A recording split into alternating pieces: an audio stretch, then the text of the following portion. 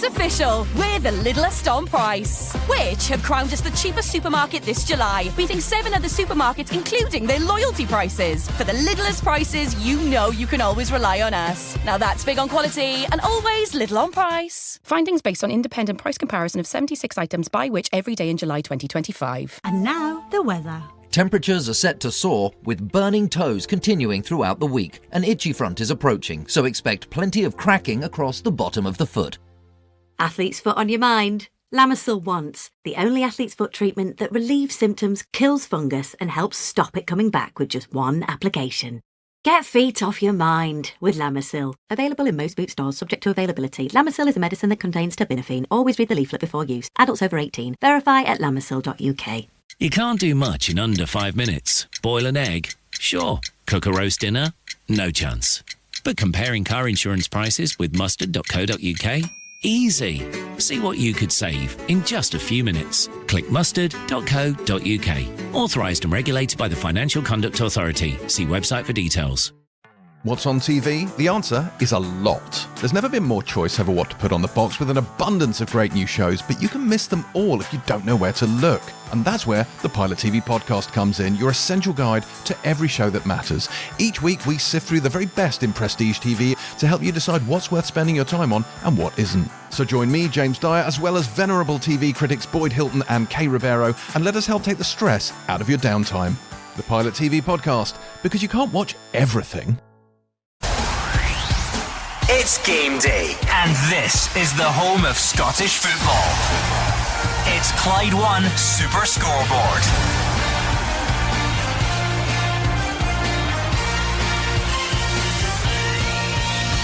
Good afternoon and welcome to Clyde One Super Scoreboard as we get set for match day 3 in the new league season here in Scotland. It's been a tough week for Celtic in Europe. Sack the board chance, more questions about transfers, bad injury news, and now it's the visit of Livingston before a trip to Kazakhstan. Some fantastic games elsewhere today. Hearts Motherwell and Kilmarnock Dundee in the top flight, and it's not been a good week for Rangers either. They wait until tomorrow before heading to Paisley. I'm Gordon Duncan, and joining me this afternoon you have Gordon Dalziel, Cammy Bell and Hugh Keevins. Livingston have been to Celtic Park 20 times in their history and never won a game there, but they will never have a better chance of getting that first win than they have this afternoon. Celtic on the rebound from an appalling performance against Kairat Almaty in the Champions League playoffs on a night when the Celtic crowd turned on the Celtic board, and when the Celtic crowd hear the Celtic team this afternoon, it will prompt another outbreak of sack the board. Celtic might now be regretting the chance they had to postpone this match ahead of the mammoth journey to Kazakhstan. The theory was that Celtic would go 7 points ahead of Rangers today and put Russell Martin under all manner of pressure in Paisley tomorrow. The reality is it could be a long afternoon for Celtic and an already mutinous support. Well, we've got to say, after a disappointing week in Europe for our Scottish teams, Gordon, it's back to domestic football, and there's some good games on the card. I'm really looking forward to Tynecastle. Hearts against an informed Motherwell. Kilmarnock Dundee's a good one as well. All eyes will be fixed on Celtic Park, and Hugh rightly touches on the team that is going to start at starting 11, and then a very difficult trip for Rangers along the M8 tomorrow to Paisley. Lots to talk about. Yeah, looking forward to that one at Tynecastle over there. Derek McInnes trying to keep up his 100% record in the league so far and bouncing back from that disappointing cup exit last week against St Mirren. So yeah, loads to play for today. A big game at Kilmarnock as well. It'll be one they'll be looking to try and get all 3 points against Dundee, who again have been under pressure a little bit at the start of this season. Plenty to look forward to. Join us all afternoon here until 6 o'clock. You can contribute to the show in whatever way you want on Twitter at Clyde SSB. Of course, we'll open the phones later, but let's go straight around the grounds. Hugh Keevins hinted at it, Gordon Dalziel teased it. Roger Hannah is going to explain what they're on about with regards to this Celtic team. Take it away, Roger. Absolutely, Gordon. I spent the morning preparing a lovely intro for you from this game, and I've had to throw it all away because everything has been overtaken by the team Brendan Rodgers has selected this afternoon. 8 changes from the 0-0 draw here with Kairat Almaty on Wednesday night. Out, Alistair Johnson missing for 12 weeks with a hamstring injury. There is no Adam Ida, there is no Austin Trusty, there is no Jamai Simpson-Pusey in the squad either. Carter Vickers, Maeda, Hatate, McGregor, Forrest and Tierney all on the bench this afternoon, wrapped in cotton wool ahead of this £40 million game in far off Almaty on Tuesday evening. Liam Scales will captain Celtic this afternoon, partnering Dane Murray at the back, and there is a debut at left back for 23-year-old Hayato Inamura, just days after Brendan Rodgers insisted he was not ready for the Champions League and was not at the level he expected. There's a first start too for his countryman. 25-year-old Shinel Yamada will lead the line for Celtic this afternoon. There is an entirely new midfield. Tony Ralston is in at right back. Yang Hyun Jun also starts. Here is that Celtic team. Kasper Schmeichel stays in goal. A back four: Tony Ralston, Dane Murray, Liam Scales the skipper, and Hayato Inamura the debutant. Midfield: Paulo Bernardo, Arnie Engels and Luke McCowan, and a front three: Benjamin Nygren, Shin Yamada and Yang Hyun Jun. On the bench: Sinisalo, Carter Vickers and Kenny, Maeda, Hatate and McGregor, Forrest, Donovan and Tierney. Celtic, of course, have started the push for 5 in a row, Gordon, with 2 wins, 2 clean sheets against St Mirren and Aberdeen. They also beat Falkirk here 8 days ago, but everything has been overshadowed by that draw and that performance that Hugh mentioned against Kairat in midweek. There were the chance of sack the board ringing round the stadium. Chairman Peter Lawwell, Chief Executive Michael Nicholson were targeted. There could be more protests today from the fed up fans who now fear missing out on that £40 million European jackpot. Brendan and his players will leave Glasgow tomorrow morning ahead of this Tuesday game in eastern Kazakhstan. It's close to the Chinese border. It's 7,000 miles to Almaty.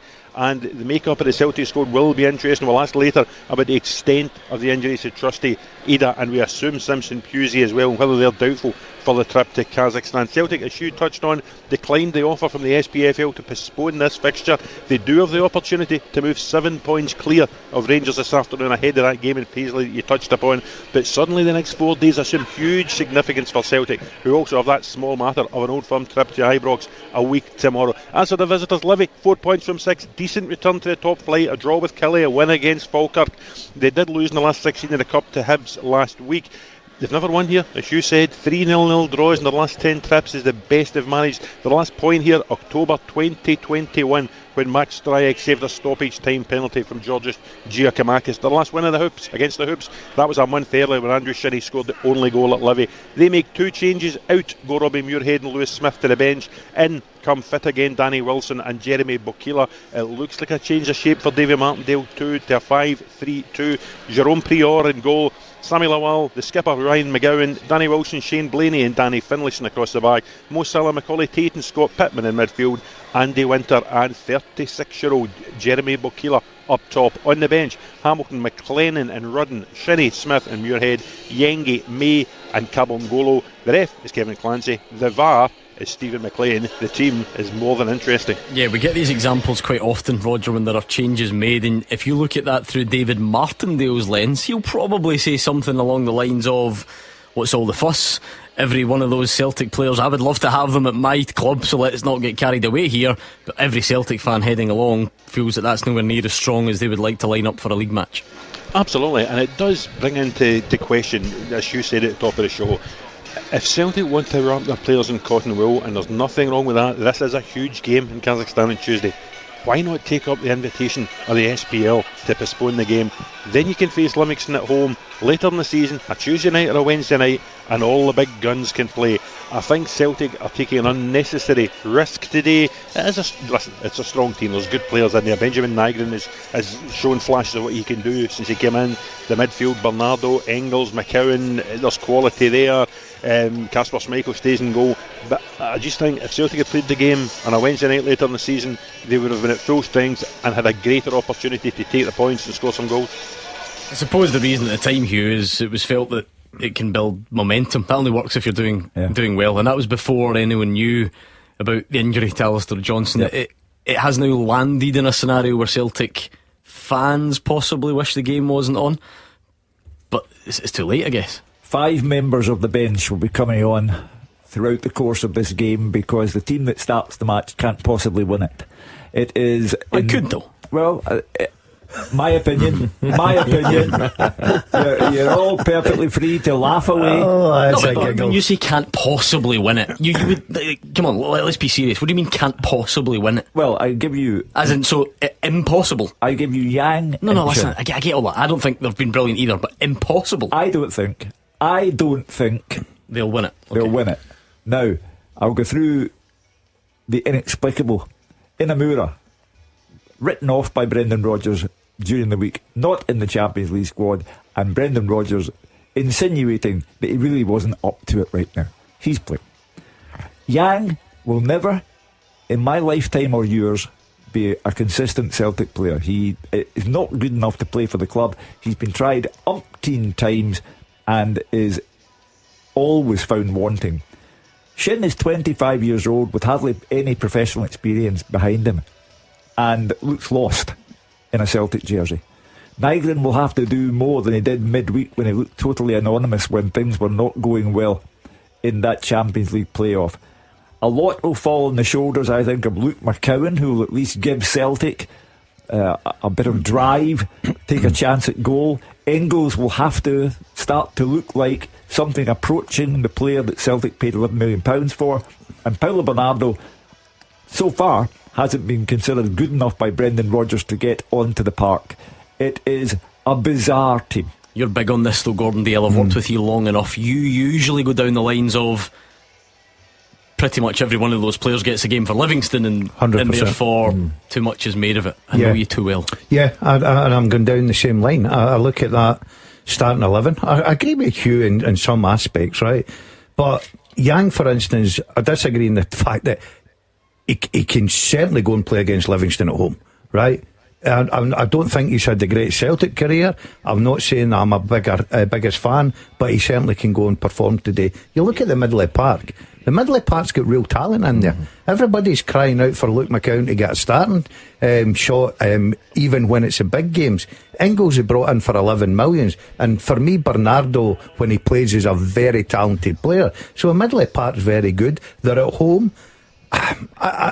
Look, it doesn't excite me. I don't think it'll excite the Celtic fans, but I'm not going to turn around and say that team's not good enough to beat Livingston. Of course it is. Particularly up front though, Cammy, because this is where the issues have been. Even when Celtic are at so-called full strength right now, there are still glaring problems in attack. So if you're then putting out a second string team or a squad that's wrapped in cotton wool, the front three is nowhere near as strong as Celtic fans would want. No, absolutely not. And again, listen, you can throw it. This is an opportunity for these guys to go and show what they can do. I get it. They've had opportunities in the past, and yes, for me, Yang can't play consistently for Celtic in their starting team. But again, I think he can turn up today, prove what he's worth, and give them a tune out of it. But certainly you look at the midfield, I think the midfield's very strong. Luke McCowan probably will be a key player today. We know he can get forward, we know he can score goals.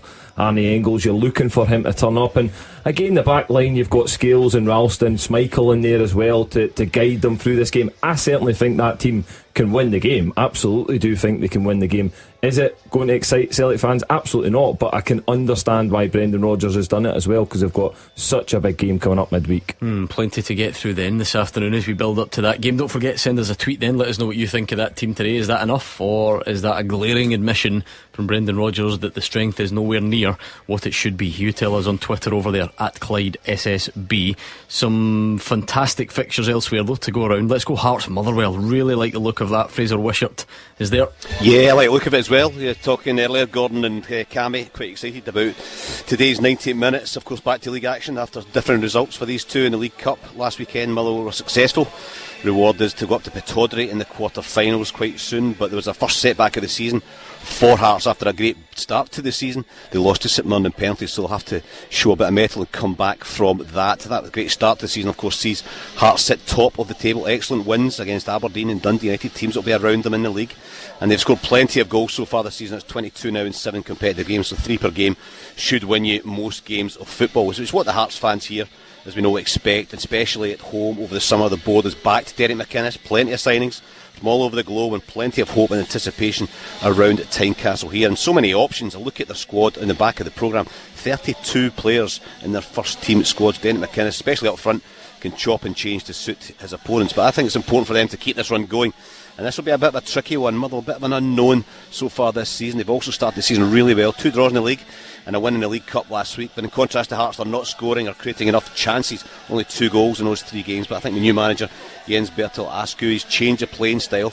And there are signs that players are beginning to settle and get used to that. And of course, he has added to his attacking options for that lack of goals by sending ex-Ross County winger Reagan Charles Cook. He's not even in the 20 today, probably not up to speed. But with players returning from injury, like Hearts, Motherwell manager can't complain about the backing of the board. So a real contrast in styles here today. I expect Hearts to start really quickly, get the crowd behind them, get on the front foot, get at Motherwell, who the opposite will just try and be calm, try to be patient, keep the ball, take the sting out of Hearts and their support. So a really exciting 90 minutes ahead for me. For Hearts, they've made 3 changes from that defeat last week against St Mirren. Kent, Magnuson and Kizaridis all dropped to the bench. In comes Steinwender, Forrest and Wilson. A 3-4-3 formation. Xander Clark in goals, Michael Steinwender, Craig Halkett and Stuart Finlay at the back. Across the middle, Alan Forrest, Cammy Devlin, Oisin McAtee and Harry Milne, with Pierre Landry Cabore, Lawrence Shankland and James Wilson as the strikers. The subs: Liam McFarlane, Frankie Kent, Stephen Kingsley, Benny Beningame, Elton Kabangu, Claudio Braga, Blair Spittle, Thomas Bent Magnuson and Alexandros Kizaridis. For Motherwell, they've made 2 changes. Outgoing injured Tom Sparrow and Ibrahim Said drops to the bench. In come Balmer and Slattery. So 4-2-3-1 for them. Callum Ward in goals. A back 4, Stephen O'Donnell, Paul McGinn, Kofi Balmer, Emmanuel Longello. In midfield, Elliot Watt and Lucas Fadinger, with Tawanda Maswanise, Callum Slattery and Elijah Just behind the lone striker Apostolos Stamatelopoulos. The subs for Motherwell: Aston Oxborough, Liam Gordon, Jordan McGee, Andy Halliday, Ewan Wilson, Esapa Osong, Luca Ross, Callum Hendry, their new signing, makes the bench, and Ibrahim Said. With the referee today, John Beaton, and the VAR's experienced Greg Aitken. From a Hearts perspective, Fraser, it feels like quite a big game early on, doesn't it? Just because the hopes were so high, the optimism was so high. Derek McInnes made no secret of wanting to win silverware. Goes out of the cup. I mean, how dare I disrespect my own team? But you would be looking at a home game against Motherwell if you've got real aspirations of being the team that your fans think you can be this season. It is the type of fixture they would be looking to get back to winning ways in. Yeah, I mean, of course, we've talked about it a lot in this show. Derek saying that he wanted to win silverware, so that's one of the 2 options going, because they're not going to win the Premiership, you know. And we all know that's where Hearts should be, at the top end of the table, but also in the running for the Cup. So it came back to haunt him a wee bit last week, and I think it was the first time he's been disappointed in his team's performance this season. But he's got plenty of players to choose from, and I do think they'll have too much for Motherwell today. I just think there's something about Tynecastle at the moment. The pitch is looking brilliant. They play in this style where they've got plenty of attacking options. There's plenty of people going in the box as well. There'll be real pressure on the Motherwell back 4. But you're right, the games like this you have to win. I mean, Motherwell are one of our better teams, but Hearts should be too strong for them when you look at the teams that are on the park. Yeah, maybe a chance to see some debutants in there. Callum Hendry signed for Motherwell this week. Reagan Charles Cook, 2 very interesting signings on paper. Only the prospect of seeing one of them today, so we'll keep an eye on that one. That should get team news at Tynecastle. What about Rugby Park, Kilmarnock and Dundee? David Friel? Yeah, good one, Gordon. Looking forward to this. And I mean, I think just looking at it, it's been a quietly impressive start for Stuart Kettlewell at Kilmarnock. I know there was a few doubters. Some of the Kelly fans weren't overly enamoured with his appointment, but they played 7 games, they're unbeaten in 7 games, and they're now looking for their first Premiership win of the season. They're through to the quarter-final of the Premier Sports Cup. They've drawn 2-2 in both the league games so far against Livingston and Hibs, but they beat Dundee United 2-1 last week in that cup game.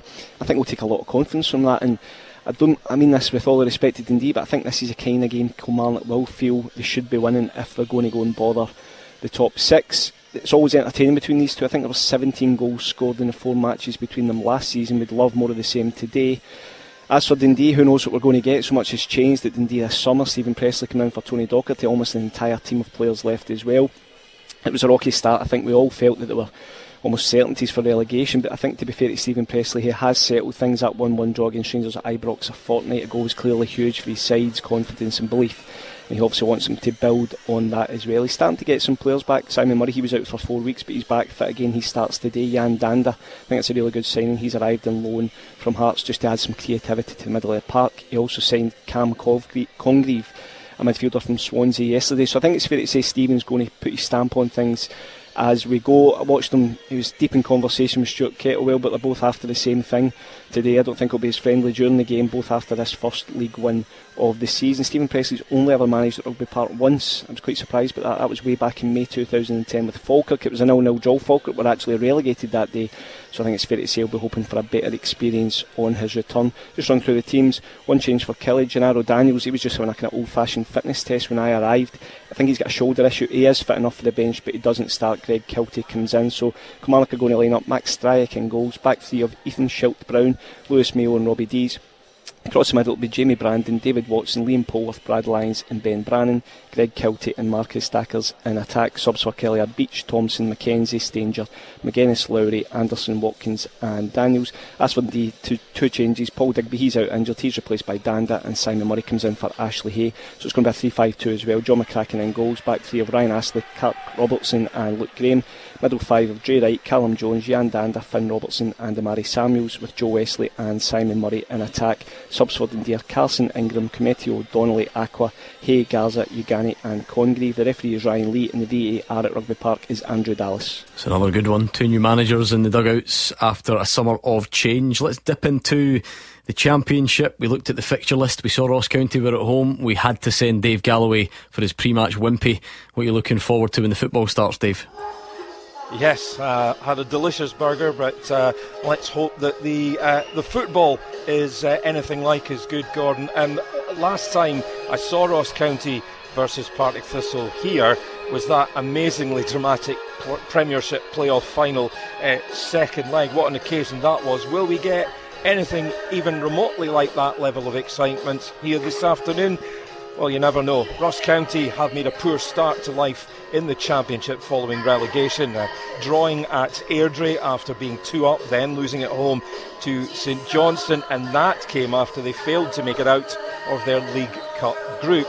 Things have gone better for Mark Wilson's Partick Thistle. 5 wins out of 7 in all competitions thus far, and through to a mouth-watering League Cup quarter-final clash versus Celtic, but they suffered a 5-1 hammering in their Championship opener to St Johnstone, then drew with Morton. So both teams with just 1 point from 2 league games and a great determination to get some victories on the board.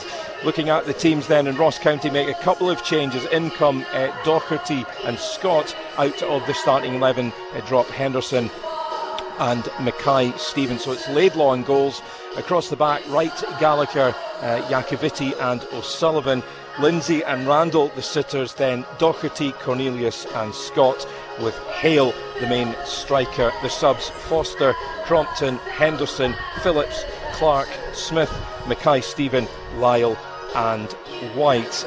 Partick Thistle are unchanged, so that means Clark in goals. Across the back, McPherson, Ashcroft, O'Reilly and Redding. Then Stanway and Crawford the sitters, followed by Chalmers, Letsoza and Fitzpatrick, with Watt leading the line. The subs for the Jags: Budenaukas, Logan, Samuel, Lawless, Mackenzie, Macbeth, Horn and Faulkner. And your match referee here at the Global Energy Stadium, it's Ian Snedden. Plenty to look forward to then. Premiership, Championship and beyond. We'll return with a look at some of the week's biggest talking points after these. The fastest goals, the experts' opinions. This is Clyde One Super Scoreboard. Hugh Keevins, Cammy Bell, Gordon Dalziel are in the studio. We've got the top team round the grounds. Looking forward to a good Saturday, hopefully, in the Scottish Premiership and beyond. At this stage of the show, we tend to reflect on some of the stories bubbling away off the field or away from the games today. There's quite a lot to get. At Lidl, we're making this bank holiday a savvy one. You can save £3 on 18 can packs of Stella Artois and Foster's, and £3 off bottles of Côte de Provence Monolith Rosé. Download Lidl Plus and start saving this bank holiday. 18 plus while stocks last. Excludes Scotland. Terms apply. See lidl.co.uk/LPTV. Offer ends 27th of August. Oh, Jamie's got a new car. He only passed his test last week. Chloe and the kids on the school run and their new hybrid, and the Flemings from 23 off to see their daughter at uni. Get car and van insurance that's right up your street at parkerscompare.com. Created by the experts at Parkers, we're 100% independent and dedicated to helping you find the right insurance policy. Quick and easy, you could compare quotes in just 5 minutes from some of the UK's leading providers. For car insurance comparisons you can trust, visit parkerscompare.com. Authorised and regulated by the Financial Conduct Authority. See website for details. And now, the weather. Temperatures are set to soar, with burning toes continuing throughout the week. An itchy front is approaching, so expect plenty of cracking across the bottom of the foot. Athlete's foot on your mind. Lamisil Once, the only athlete's foot treatment that relieves symptoms, kills fungus and helps stop it coming back with just one application. Get feet off your mind with Lamisil. Available in most boot stores, subject to availability. Lamisil is a medicine that contains terbinafine. Always read the leaflet before use. Adults over 18. Verify at lamisil.uk. Roger, Hannah, I think we need to just merge it all into one, because we've obviously covered Celtic. We've given the team there the 8 changes, Liam Scales as captain, Inamura playing shin, etc, etc. It's one of those rare periods though where neither side of Glasgow is particularly happy at the moment. No, you've heard it in the phone in all week, Gordon, and they're unhappy, probably with good reason. Rangers were desperate, particularly in that first 20 minutes against Club Brugge on Tuesday night. There is no way they're overturning that deficit when they go to Belgium on Wednesday. They will play in the Europa League. They'll await the draw on Friday lunchtime. But Celtic better hope they're not in that Europa League draw as well. They were poor. The lack of attacking ambition and quality was there for all to see. I think 3 efforts on target against Kairat in the 90 minutes, and they now must do what no Scottish team has ever done before. They have to go to Kazakhstan and win. They failed to do it 3 times before. Aberdeen have failed to do it. The Scottish national team, the Scotland under-21s have all failed to go there and win. Kairat have an impressive record at home in Champions League qualifiers, and it will be a nervous evening for Celtic if they're to grab that golden ticket to the league phase of the Champions League. If you extend it into Thursday, I watched Aberdeen. It was a good game, but if you're playing 10 men for 60 minutes, you really do need to take a lead away to Romania, and I would worry about them. I fancy the Jimmy Stallions team will drop into the Conference League. And Hibs, good as they've been away from home in Denmark and in Serbia so far, they will have their work cut out in Poland if they're to turn that out against Legia Warsaw, and I fear their European adventure will be at an end this Thursday. And Russell Martin feeling the brunt of it a bit, isn't he? I know that we leave the football stuff to Cammy and Gordon, and Hugh deals with the storylines. You and me and David Friel end up hanging on the words at the press conferences these days, and it feels like, and I'm basing this on the phones and so on to this show, that Russell Martin can't say the right thing for saying the wrong thing at the moment. Yeah, I think even people are picking up, the fact that he said he's been on the phone to his mum to tell his mum he's okay, and he's obviously aware that people are having a pop at his hairstyle, his dress sense, as well as his team selections and his footballing philosophy. So welcome to Glasgow, Russell.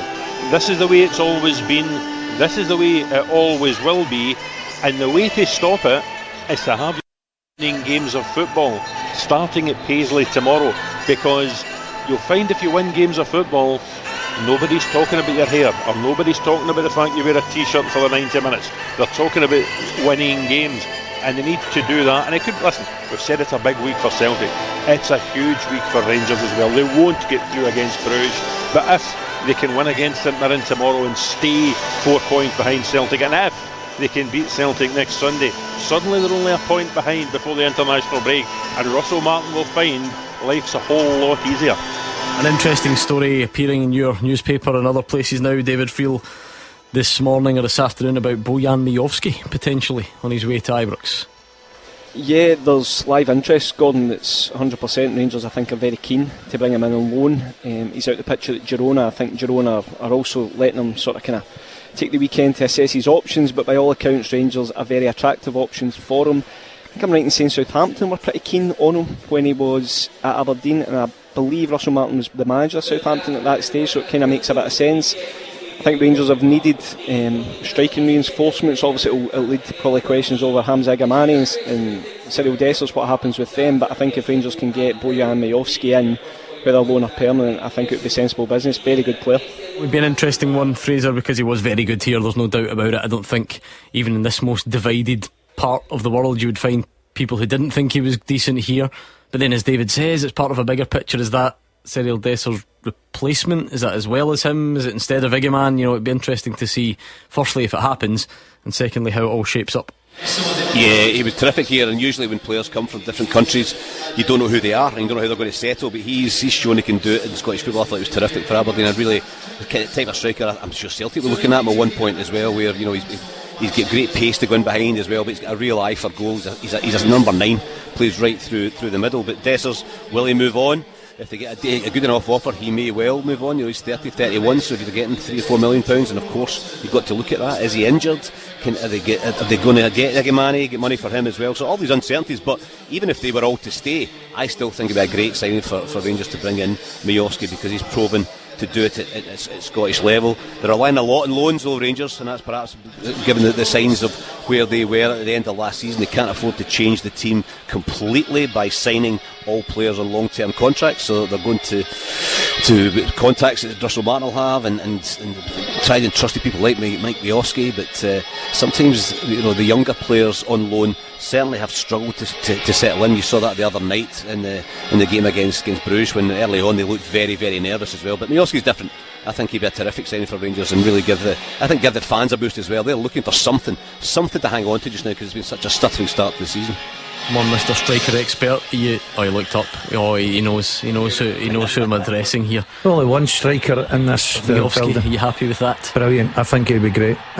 He gives Rangers something different. I think he could score goals. I think the boys are right. He knows the league inside out. He was a success at Aberdeen and at Ibrox. I think they're desperately needing something to give everybody a lift. He could be the man. Because there's still work to be done, Hugh, but the now players are heading in the opposite direction. The Jeffy business is great, considering how little he contributed when he was here. Looks like, I don't think Rangers have confirmed it on their end yet, but Yilmaz is about to follow, so starting to try and balance things up. Bojan Miovski would be a sensational signing for Rangers, and a further cause of outrage among the Celtic support, because they had wanted him to be brought to the club for some considerable time. It will be another indication of Rangers being about their business. He would be the 11th player to come in. Meanwhile, the Celtic supporters are looking at their recruitment department and thinking they're not so much asleep as catatonic. So he'd be terrific for Rangers and bad news for Celtic. Actually, on that, David, are you surprised that Brendan Rodgers said yesterday he would look very much in-house first at right back options after Alistair Johnston's 12-week layoff, or is that the sort of standard party line initially and then reassess going forward? I think it's the standard party line, but I think if Brendan Rodgers was to throw a right back hunt on top of everything else Celtic are trying to set us forward just now, and given how slow that's been, then I'm not sure he'd get very far. So look, I think he has to look in-house. Tony Ralston, 21 caps for Scotland, very experienced figure, loads of European experience as well. I think he can step in no problem, and I think it was Scott Allen was saying last night, what's the point of an academy if you don't use guys like Colby Donovan in these situations? You'll never know if he's good enough. I mean, I'm watching Dundee today. Stephen Pressley was very keen to take Colby Donovan on loan, still is, I think, which I think tells you that there's managers out there and clubs out there feel he's more than good enough for Premiership level. So I would be very surprised if Celtic go out and sign a right back in the next week, Gordon. He's your man, Alistair Johnston. He's one of your favourites. 12 weeks out. If you were Celtic, would you add a right back to this long list that fans already want? No, I tend to agree with what the lads are saying. You've got to give a young player that's coming through the academy and the reserves, well, it's called under 21s now, but you've got to give them an opportunity. Ralston, you're right, he's a Scottish international. He doesn't let Celtic down a lot. I know they've a lot of big games coming up. I think they've got more targets rather than the right back. I'd certainly be looking at the forward line for me before I'd be looking at the right back. It's the length of absence, though.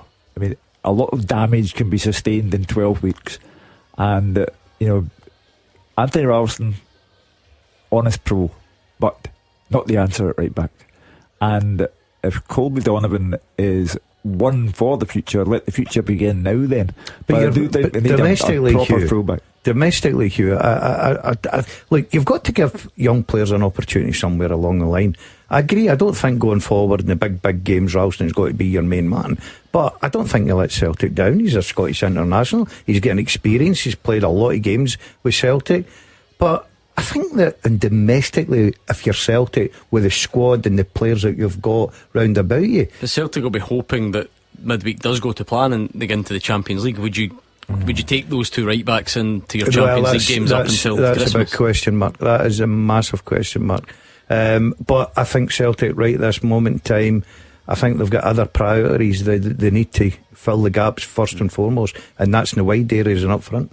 Yeah, I agree. Listen, I think a lot rides on what happens midweek for me. Certainly if they enter the Champions League, is Tony Ralston, yes, he can do a job in the Champions League, but what I think going forward, their attacking force from that right back area, we know how much Alistair Johnston brings to that, and I don't think Tony Ralston brings that quality when you're going forward, but certainly is a reliable right back for Celtic. Domestically we do absolutely fine, no doubts about that, but the question mark would be over the Champions League. But I totally agree with Daz. They've got other positions that are priority over the right back at this moment in time. If he's absolutely fine domestically, why has he never been a first team pick for Brendan Rodgers in 2 spells over a 6-year period? Well, you can surely be. You can be decent and fine, but not be as good as Alistair Johnston. But is that not all it is? There's been other players again. No, he's not as good as Alistair Johnston. You look at the right backs they've had when he's been around the first team, and they've moved them on generally. To be fair, Juranovic, yes, for big money again. Obviously, Alistair Johnston's came in, who now would be worth a lot of money as well to Celtic. So I just think he's found himself a little bit unfortunate that again he's maybe not at that Champions League level where Celtic need their right back to be. But again, domestically, I would have no qualms about him being in there. Just before we end the look back and start looking forward to today's fixtures, just out of curiosity, I'll do a quick whip round the room. Let's go in here first. Celtic, Rangers, Aberdeen, Hibs. Do any of them go through midweek? And if so, which ones? Celtic, Rangers both go out. Out. Yeah. Great shout, you. Big shout. And I think Aberdeen go into the Conference League, and Hibs go out. Yeah, I mean Celtic would get into the Europa League, and so would Rangers. But I take it I mean, right. Okay. When I use the word out, from where they are at the moment. I mean from the Champions League. Come on, Cammy. So none progressing for Hugh. No, I think there's too big a job for Rangers to do to go over at Belgium, so I think they'll drop into the Europa League. I think Celtic will win. I think they'll go over there, they'll scrape a 1-0 victory, but again they would take that right now. And I think unfortunately the other teams won't get results, so Aberdeen would drop into the conference and Hibs drop out completely. The only one that's got a chance is Celtic for me, but I worry about them because I don't think Hibs and Aberdeen have got a chance. No, I don't. No, I think they've gone, especially away from home. I just look at that team the other night, Gordon. There were glimpses of that team that I was very impressed with, and forget about how bad Celtic were, because opposition make you bad sometimes, and when they got the ball they look very comfortable. They're on their home patch, maybe going along with Cammy here. I think Celtic will need to scrape a narrow win. What do you think, Roger Hannah? Yeah, I think Celtic will do it. It might be an anxious evening, but I think they will get through. They might even need extra time, Gordon. I think they'll be in the Champions League draw. I think Rangers have just left us with far too much to do. They will go to the Europa League. That FCSB team, I think, will be good enough to put Aberdeen down into the Conference League. I think Hibs will go out, but they've had a great run. When you think Midtjylland, Partizan Belgrade, Legia Warsaw, they have never really looked out of their depth. I think David Gray's built a really good squad, and if they do go out, as I think they will, they can go out with their heads held high. David Friel? I think Celtic have got the best chance, Gordon, but I would, of the 4 teams, but I would put it 50-50 at best. I actually thought Kairat Almaty were better, far better than I certainly expected, and most Celtic fans would have expected, and I think Celtic have left themselves a lot of work to do. As for the other teams, I just think they've got too much to do, far too much to do. So the rest, no chance for the other 3? No, I just don't see it. I think Bruges will be too strong at home. Stoya Bucharest were just better than Aberdeen, I think, and that was with 10 men. And Hibs, I could see Hibs scoring, but Legia Warsaw at home, again, I think, sorry to say, I just think they'll be too strong. I've seen a similar theme here. Fraser, are you going along with your colleagues or breaking the mould? Yeah, I'm going along with the guys. I think Celtic will win. They were really poor, really flat on Wednesday night, but it was 0-0. I think they can only be better during the week. Too much for Rangers to do. They were lucky to only 3 down at half time, so they've got together a 10% chance, whatever that chance would be, but they'll go out. Aberdeen got back from 2 down, but that was against 10 men, as David said, and Hibs, it would just be a game too far for them as well, so Hibs will be out. The rest of them will drop down a level, except for Celtic. Well, I'm not 100% sure, but I think they've got enough quality to get through that game. Let's park all of that for now, because we've got Premiership and Championship action to take care of. We go back round the grounds next.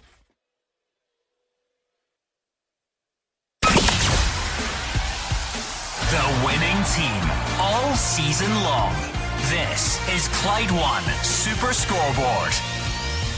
Just under 15 minutes until kick-off at Celtic Park and the other venues across the country this afternoon. It's going to be a great weekend, actually. So much intrigue around St Mirren Rangers still to come tomorrow. Of course, we'll look ahead to that one as well as the show progresses. Let's go back around the grounds, though, and see what's happening at Tynecastle. We looked at it from the Hearts' perspective, Fraser, earlier, speaking about the expectation, the desire for silverware, the bump in the road in Paisley last week. From a Motherwell perspective, do you detect a bit of ambition from them using that Lennon Miller money, perhaps, when you look at the profile of Callum Hendry, Regan Charles-Cook, building on their start to the season and maybe trying to give this a bit of a go? Yeah, I think they are. I think they've backed the manager. It's spoken about before, unexpected. They were going to change the manager. Michael Vimmer was just in the door, but went back home. So in comes Berto Askew, and he seems to have a good style about him. I saw them play against St Mirren. And yes, they knock it around, but sometimes clubs in this country knock it around with no purpose and doesn't go anywhere. I thought they tried to get it forward with good passes, but forward, positive passes early, and it was in that last third that the problems were. They didn't really create enough chances, but they played some good stuff. So Callum Hendry, he's a striker, he was certainly a big bustling striker. They'll lead the line. In comes Regan Charles-Cook. They've got Just, they've got Saeed, they've got Osong they brought in on loan as well, so there are plenty of options for Berto Askew, and I think it's just going to be interesting to see how they play today, because they will be under a lot of attack.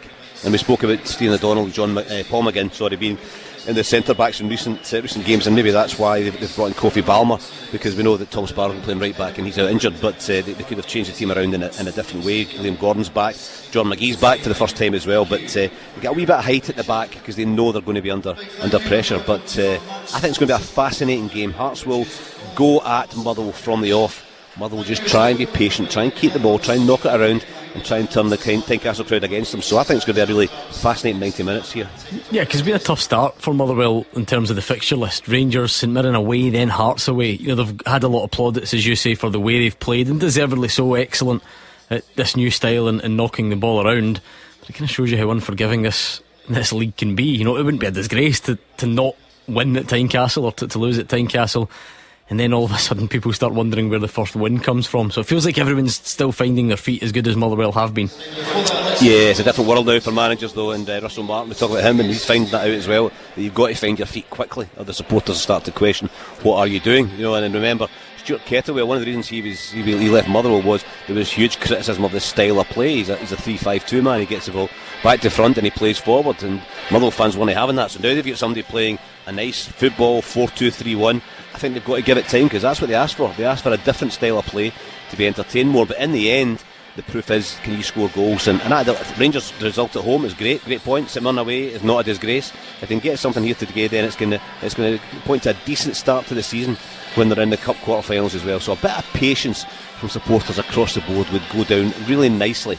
But I don't expect it. You know, if they don't win in the next few games, then all of a sudden the pressure starts to build on any manager. So I do think they'll lose today though, but the signs are looking better, I think, for Motherwell. Look, a decent team.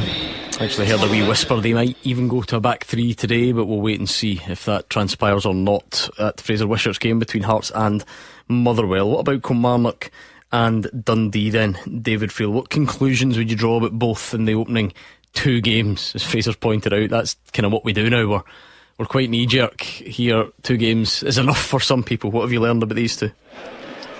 It's a difficult one, because I was here for Kilmarnock's first game against Livingston, and I think Stuart Kettlewell and pretty much everybody felt that game changed off the back of George Stanger's red card. Obviously Livingston come back to draw it, and then there was that draw at Easter Road, which is never a bad point at all for Kelly, and obviously the Ben Brannan goal. I think in terms of Kelly, Gordon, there has been so much change, but Derek McInnes, although he changed his formation a lot, played 3-5-2 quite a lot, and I think Stuart Kettlewell, as Fraser's just touched on in terms of his Motherwell style, he's managed to get some continuity. I think a clever move has just been sorting out the goalkeeping situation. He's got Max Stryk, a really experienced goalkeeper. I think the likes of Jamie Brandon's a good signing. Marcus Stacker's obviously a handful up front, but it's also important to any Kelly manager wants to blood some young players. I heard one of the callers last night talk about Ben Brannan and David Watson, guys like that, and he's managed to, amid all the upheaval, get some continuity. You look at Lewis Mayo, Robbie Dees, Liam Polworth, Brad Lyons, guys that have been about Kilmarnock for a long time. So I think it's been a very solid start, unbeaten still. cruise through the Premier Sports Cup. They're now in the last 8, so he just needs his first win. Stephen Pressley probably opposite. It was such a rocky start. I mean, there was Dundee fans wanting him sacked after the Premier Sports Cup. I think getting the draw at Ibrox calmed that totally, and then having 2 weeks has probably helped him, because Stephen Pressley regards himself as very much a training ground manager, and I think having Simon Murray back, getting Jan Danda in, the Dundee team, again, all the upheaval, it just looks a bit more settled now. He's going to a sort of 3-5-2 formation as well. I still fancy Kelly today, but I think Dundee are looking up. I think things are looking a bit brighter for them, but I do wonder if it's going to be too far today. I think Kilmarnock will win this one. Let's dip into our featured championship match, where Dave Galloway is perched. Ross County against Partick Thistle. Dave, we're talking there, the theme here is how quickly we make up our minds and how quickly pressure goes on and so on. I wonder how much Don Cowie needs to pick up his first league win. Oh, we lost Dave. Yep. He's back. Sorry, I thought the burger had got too much for him and he'd been carted out the press box. He's there, Dave. Just wondering how much Don Cowie needs that first league win. Yeah, he certainly does, because, very, very early days in the league campaign, obviously, Gordon, but, the critics are already starting to come out, which does seem, a bit much, to be honest. And Declan Gallagher coming out during the week and saying, blame the players, don't blame the manager. Both teams actually expected to be in the thick of a battle for promotion this season, perhaps more so County, so it's maybe a chance this afternoon to lay a bit of a marker down. Thistle did win here the last time the sides met here. That was 3-1 in the League Cup group stage back in July. County, they're making very positive noises in the lead up to this one. They're looking to start this one on the front foot, but the Jags, they enjoyed a good win over Ayr United last weekend, a very good 2-0 victory, and they are here full of confidence. Hopefully this all points to an attacking, entertaining encounter in the sunshine. Yeah, looking forward to it. We go back to Celtic Park for kick-off next.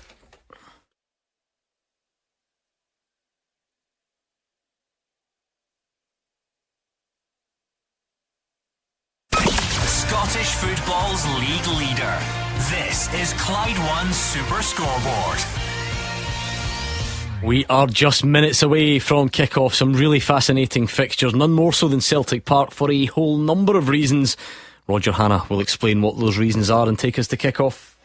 Yeah, the big team news here, Gordon. 8 changes for Celtic from the Kilmarnock game in midweek. Out are the injured Alistair Johnson and Adam Ida, who are joined in the sidelines by Austin Trusty and Jamai Simpson-Fusey. Benched and wrapped in cotton wool for the trip to Kazakhstan are Cameron Carter-Vickers, Dies and Maida, Rio Hitati, the skipper, Callum McGregor, James Forrest and Kieran Tierney. It means the Celtic team has a completely new look. They are being led out as we speak by the stand-in captain Liam Scales. He'll start at centre-back alongside Dane Murray. To their left will be a debutant, Hayato Inamura, 23 years of age, will make his Celtic debut today, and his Japanese countryman Shin Yamada will make his first start in the hoops, leading the line. There is a new midfield in from Arnie Engels, Paulo Bernardo and Luke McCowan, with Tony Ralston and Yang Junjun also starting. So Celtic go Casper Schmeichel in goal, Tony Ralston, Dane Murray, Liam Scales and Hayato Inamura at the back, Paulo Bernardo, Arnie Engels and Luke McCowan in midfield. Up top, Benjamin Nygren, Shin Yamada and Yang Junjun. On the bench, Sinistralo, Carter Vickers and Kenny,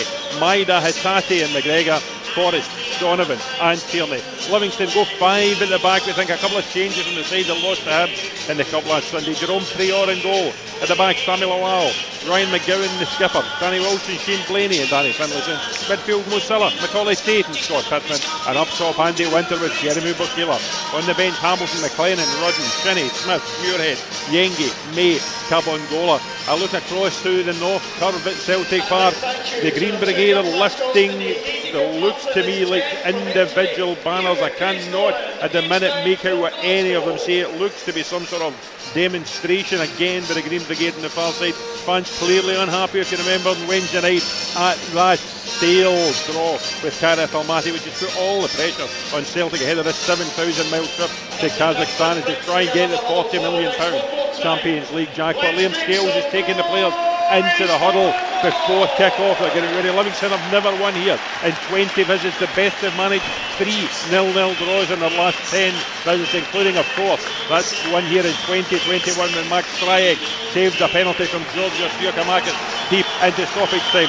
Celtic won't want to repeat of that today, especially after the lack of attacking press against the Kazakhs on Wednesday night. Just 3 shots on target in 90 minutes in that Champions League playoff. They will expect more. It's a stand-in team.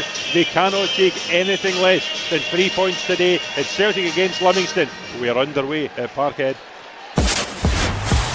Clyde One Super Scoreboard Goal Flashes with M&D Green Pharmacy. Get set for the season with expert pharmacy support.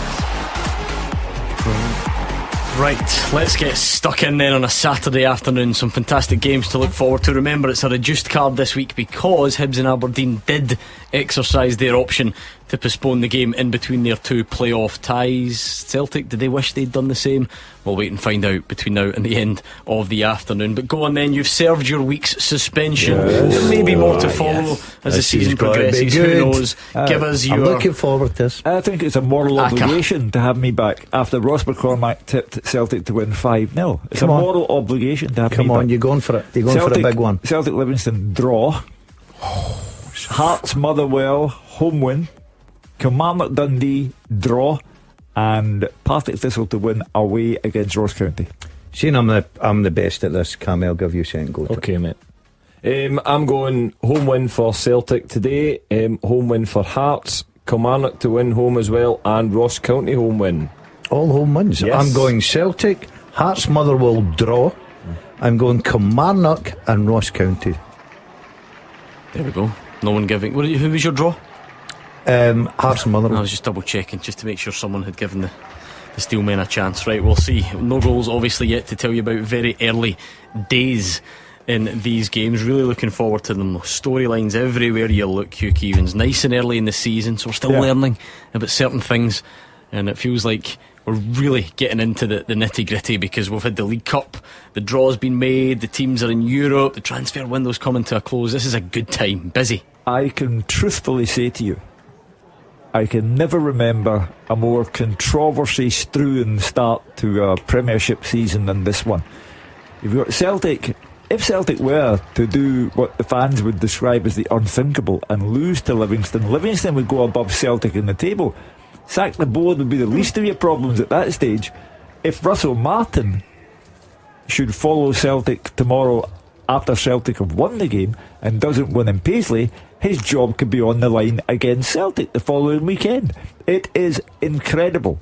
And we've got Hearts, all talk, no trophy, because they went out to St Mirren last weekend, and Tony Bloom's boast about Hearts being a disruptive force is now being put to the test. And Stephen Presley, good luck to him. That draw at Ibrox changed everything about what was being said about him at Dundee, and that's why I think he'll get a draw in Kilmarnock today. It's a strange start to the season. We're not even out of August. We're talking about both are big clubs under a little bit of pressure in the sense of Russell Martin, Rangers fans not taking to him just now. Obviously the problems over at Celtic Park with regarding transfers. Hearts sitting there proudly at the top of the league, already out the cup. Aberdeen, Scottish Cup holders, sitting with no points at the bottom of the table. And our big four in Europe really struggling. And as we all gave our predictions, only one you look at with a chance would probably be Celtic. Early indications from Celtic Park that it's Paulo Bernardo playing the Callum McGregor role, if you like, Gordon, the number 6, sort of at the base of that midfield. Is he the one you thought would go in there out of those three? Yeah, I think he's the one suited. Did we not always hear that Arne Engels had apparently played there previously, and then he had the Old Firm game there last season and didn't do very well? No, I think Engels and Luke McCown will be given the licence to go and get beyond and support the front men. Bernardo will sit there and try and dictate play like his captain does. I think it's a big day for Bernardo. That suits him more than those other two. Yeah, I actually feel like he might. Do you know more than me? I feel like he's the least suited out of those three. Getting about the pitch. No, dictating things. I think he's a talented player, Bernardo. No, I'm not saying he's not.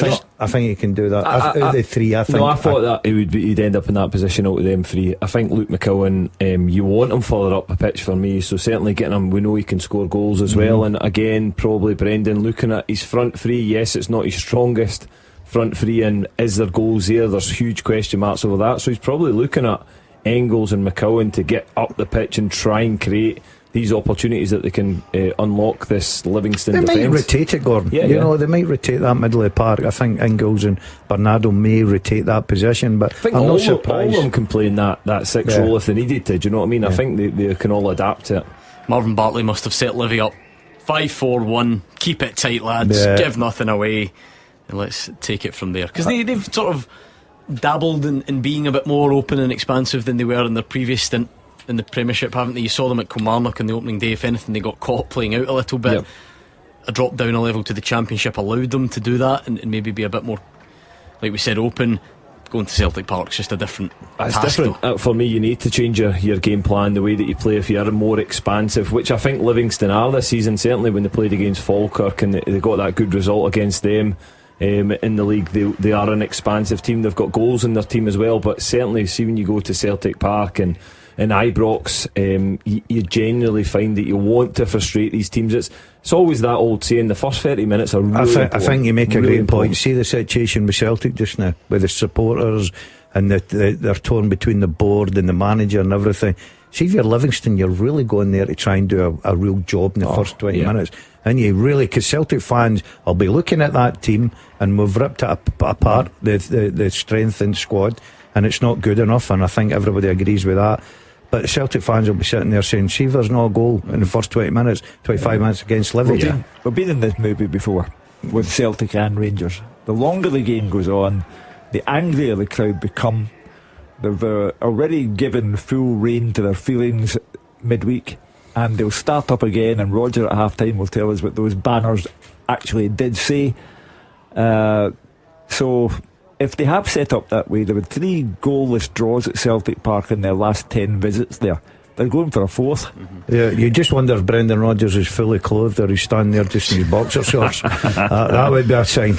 And it could well be that today is a reminder of the difference, that a year can make, because to Celtic's credit, Cammy, people always come and try and make life difficult and sit in. That's what they do. But actually, it was around this time last season where no one could make it work. Celtic found a way every time, and actually did it with quite a bit to spare in the early stage of last season. Yeah, again, they were relentless, and again, that's what comes. It's waves of attack when you go to Celtic Park and you do sit in and you try and make it difficult, like Daz said there. The first 20 minutes for me are so important, because if Celtic score, then again you've got a game plan of basically sitting in. You need to readdress that pretty quickly, and again it gives them a lift, so they smell blood at that point. So no, I think the first 20 minutes are really important, and it'll be a telling tale if Celtic score with this team on the pitch in the first 20 minutes. That'll give these boys a real boost and a real something to go at between now and the end of the game to try and get these 3 points, because at the end of the day, if they come out with the 3 points, it's job done for them. By that token then,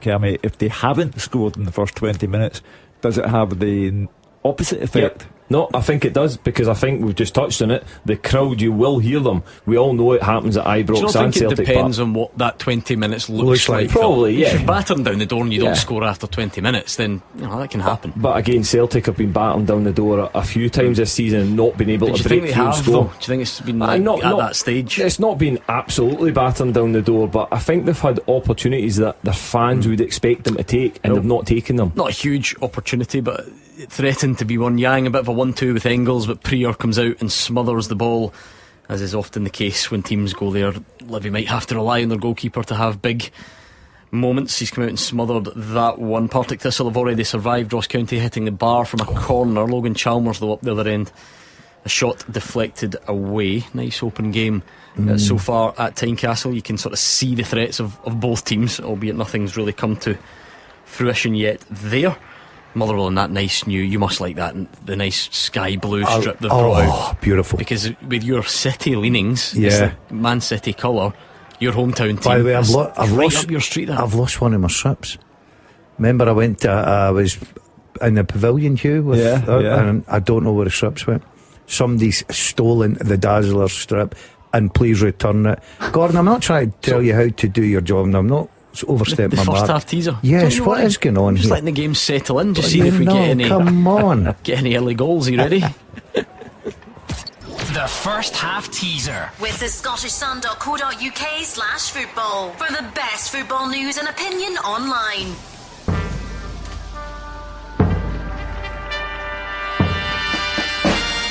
Simple as it comes, Daz. Coach on. 5 players were sent off twice in the Premiership last season. Who were they? 5 players were sent off twice in the Premiership last season. Name them. Good question. At Clyde SSB, get your answers in. It is a race, so don't hang around. Even if you can only come up with a couple, throw them in. Let's all think about it together, work our way towards them.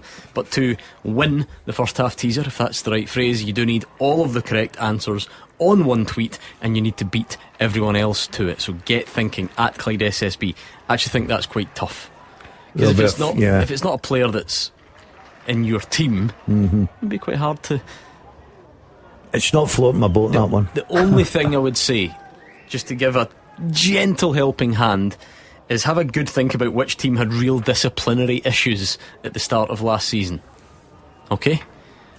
I was going to say one of Cammy Bell's former teams, but he's played for everyone, so that won't necessarily. Yeah, that narrows it down. Give it away. Well, it's one of his main ones. Yeah, I know what it is. Okay. Anyway, goalless so far everywhere you look. End-to-end stuff, says Dave Galloway. I think that's about the football, not his wimpy burger. Yeah. End-to-end stuff when that runs through him. Confident start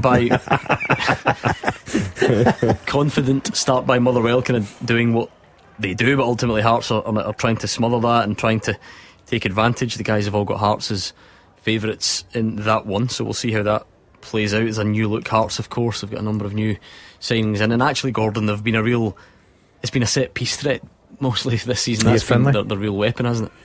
Yeah, and listen, they work on that, and that's part of the game now, to get your rewards for it.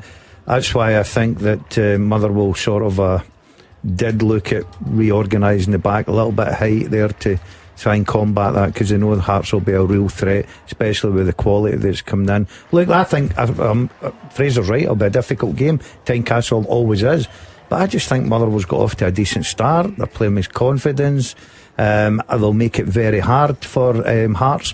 They're well disciplined, Motherwell.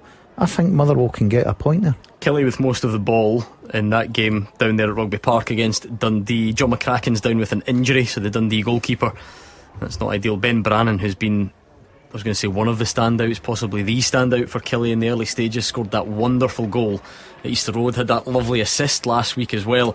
He's been lively, says David Friel. Trevor Carson, experienced back up there, he's out warming up, so maybe Dundee will be forced into a change in goal. You spoke about the peculiar start we've had to the season, controversy everywhere.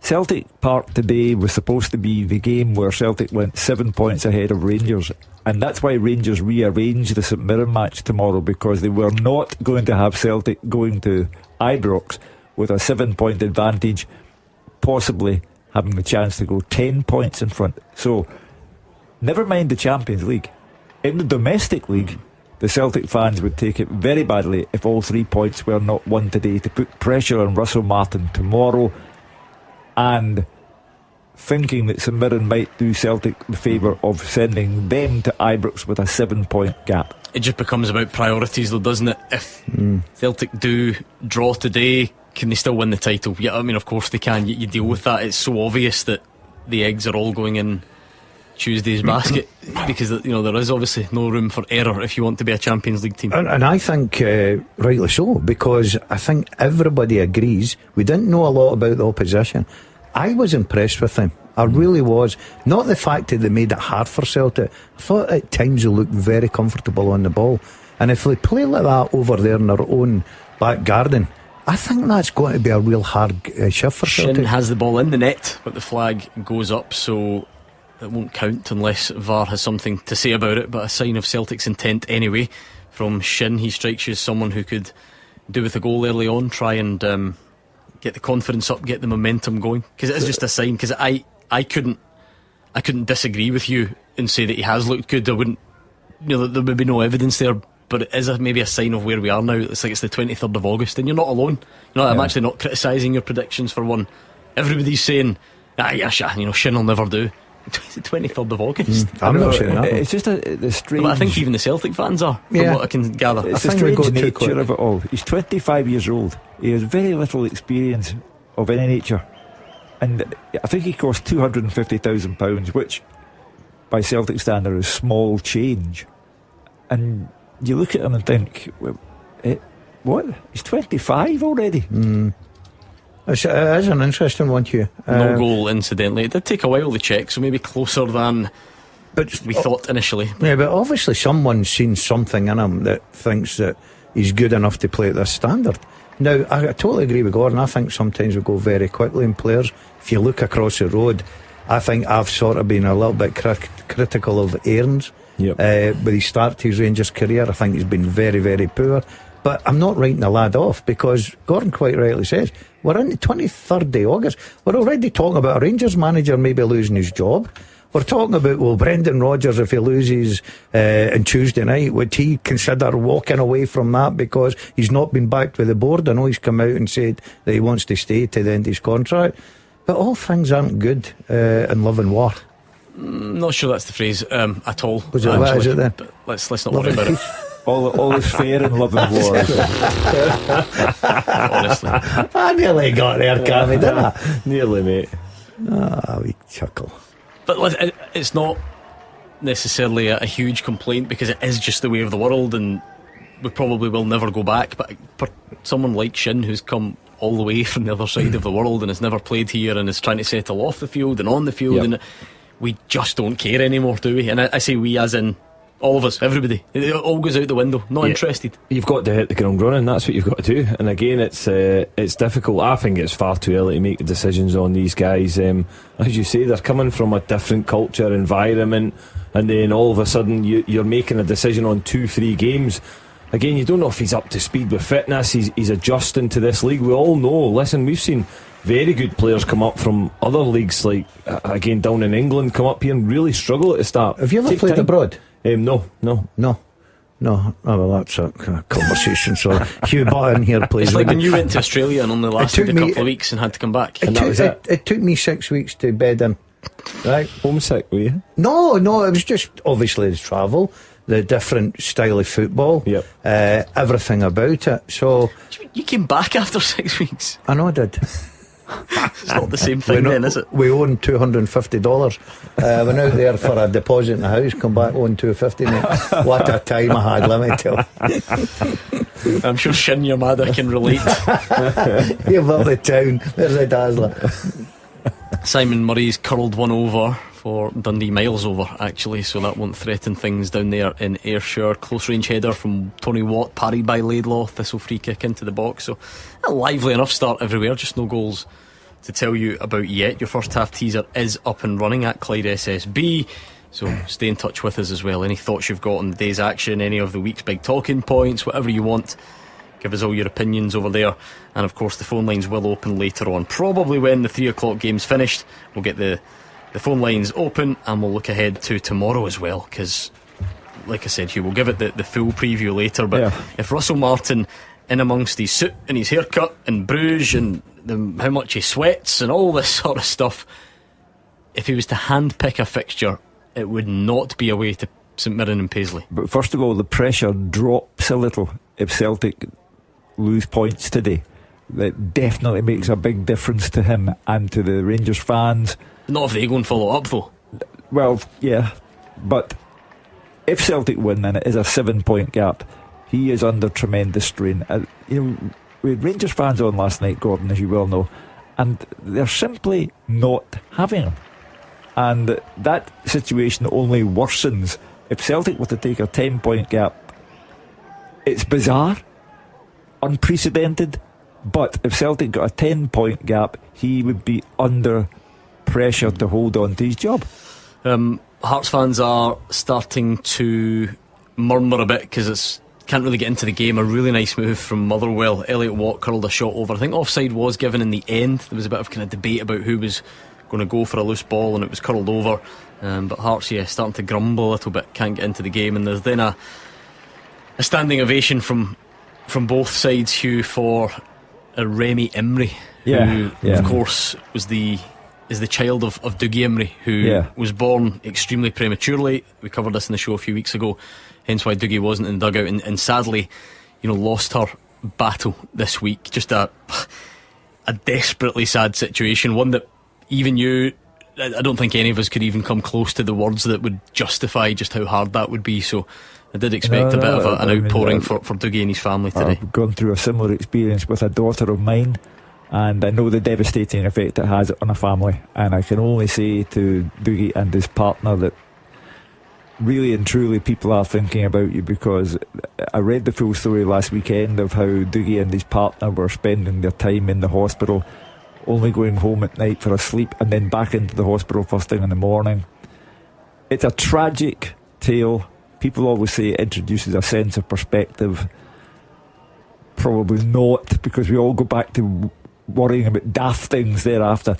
But it's a tragic tale, and absolute sympathy to Dougie and his partner, and they've got a 6-year-old boy as well, so I hope you're all good. Yeah, well received from both fans there at Tynecastle. I'm sure other grounds will have something similar. There has been one of these to tell you about, I think. Flashes with M&D Green Pharmacy. And I say I think because that's what VAR does to you. There is an offside check on a Dundee opener at Rugby Park. It's Wesley Danda with the cross. He forced it in. It is still being checked for offside. As far as we know, though, Kilmarnock are trailing at home 1-0 against Dundee. East Kilbride have just equalised away to Stirling Albion. Lewis Dobie with the goal.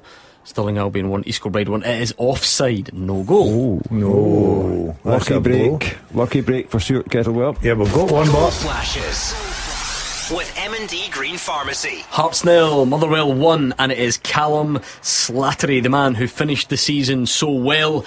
It really built up some optimism for what he could do going into the new campaign. It is a big deflection from 20 yards. I don't think he'll bother, and certainly that band of Motherwell fans not bothering either, because it sends Xander Clark the wrong way and it puts Motherwell in front. Yeah, I said earlier, I know that everybody looked at Hearts and what they've brought in, the team that they've got, the squad that Derek's built there. It's at Tynecastle. Everybody thought that Hearts would go and win that.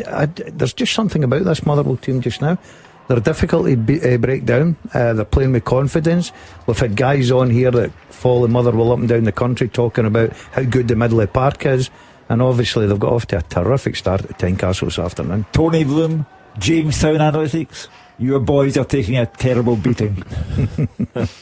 Out of the cup last weekend, a goal down at home. This was not in the manual. This was not the disruptive team that was promised. I think in isolation, Cammy, it's a huge deflection, and sometimes there's not a great deal you can do, but it does come a quarter of the way through a game in which Hearts haven't really offered anything, and Motherwell have been quite decent. So that's the bit that will sting the most. I don't think they'll get too many allowances for the deflection. No, and again, you'll probably start to hear the rumbles from the fans at Tynecastle, especially after going out of the cup last week. And again, they didn't perform particularly well away in Paisley last week against St Mirren when they went out of the cup. So I think there's a little bit of early pressure just building up on Derek McInnes if they don't get the result today. And listen, I've been really impressed with Motherwell, so you take nothing away from them this season. When I've seen them, I think they've been really, really good. They move the ball well, and there's certainly a goal for it as well. Those first 20 minutes have gone at Celtic Park. Any comment? Very quiet Hugh, so far. Hugh, a game of football is 90 plus minutes. We were discussing the effect of the first 20 minutes. Don't go too early. How's that draw? Livingston will be delighted. That's what they'll be. They'll be absolutely delighted that the first 20 minutes have passed. I don't think the Celtic fans turn up in particularly good mood, obviously. No. I do wonder though if it becomes almost like you look at the team, they know now this kind of situation, they know that Tuesday's more important, and today they would just take any sort of win. So you're saying you know that I mean? Like they might not be as frustrated as normal. Kinda. Like, I know what Hugh means as well though, because they're in a bad mood generally, and if it goes wrong, that will definitely come out. But the Celtic are in full flow. Yeah.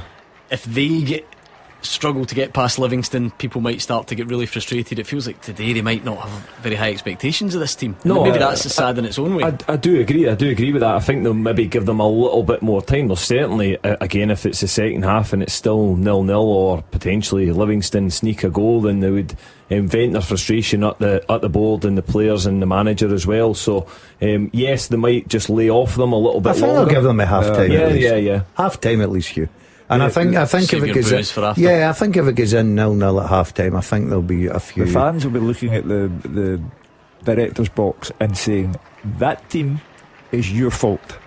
That team is your fault for being totally inactive in this transfer window and not addressing the main issues that had to be addressed. The game's been held up for a bit. There was an injury to Macaulay Tate. He was just getting treatment, the Livingston midfielder, so that's what's caused an even bigger delay. There's a goal for Dougie Emery's side. We were just speaking about him. Morton 1, Ayr 0. Eamon Brophy from the penalty spot, one of the summer signings. They are scoring from 12 yards.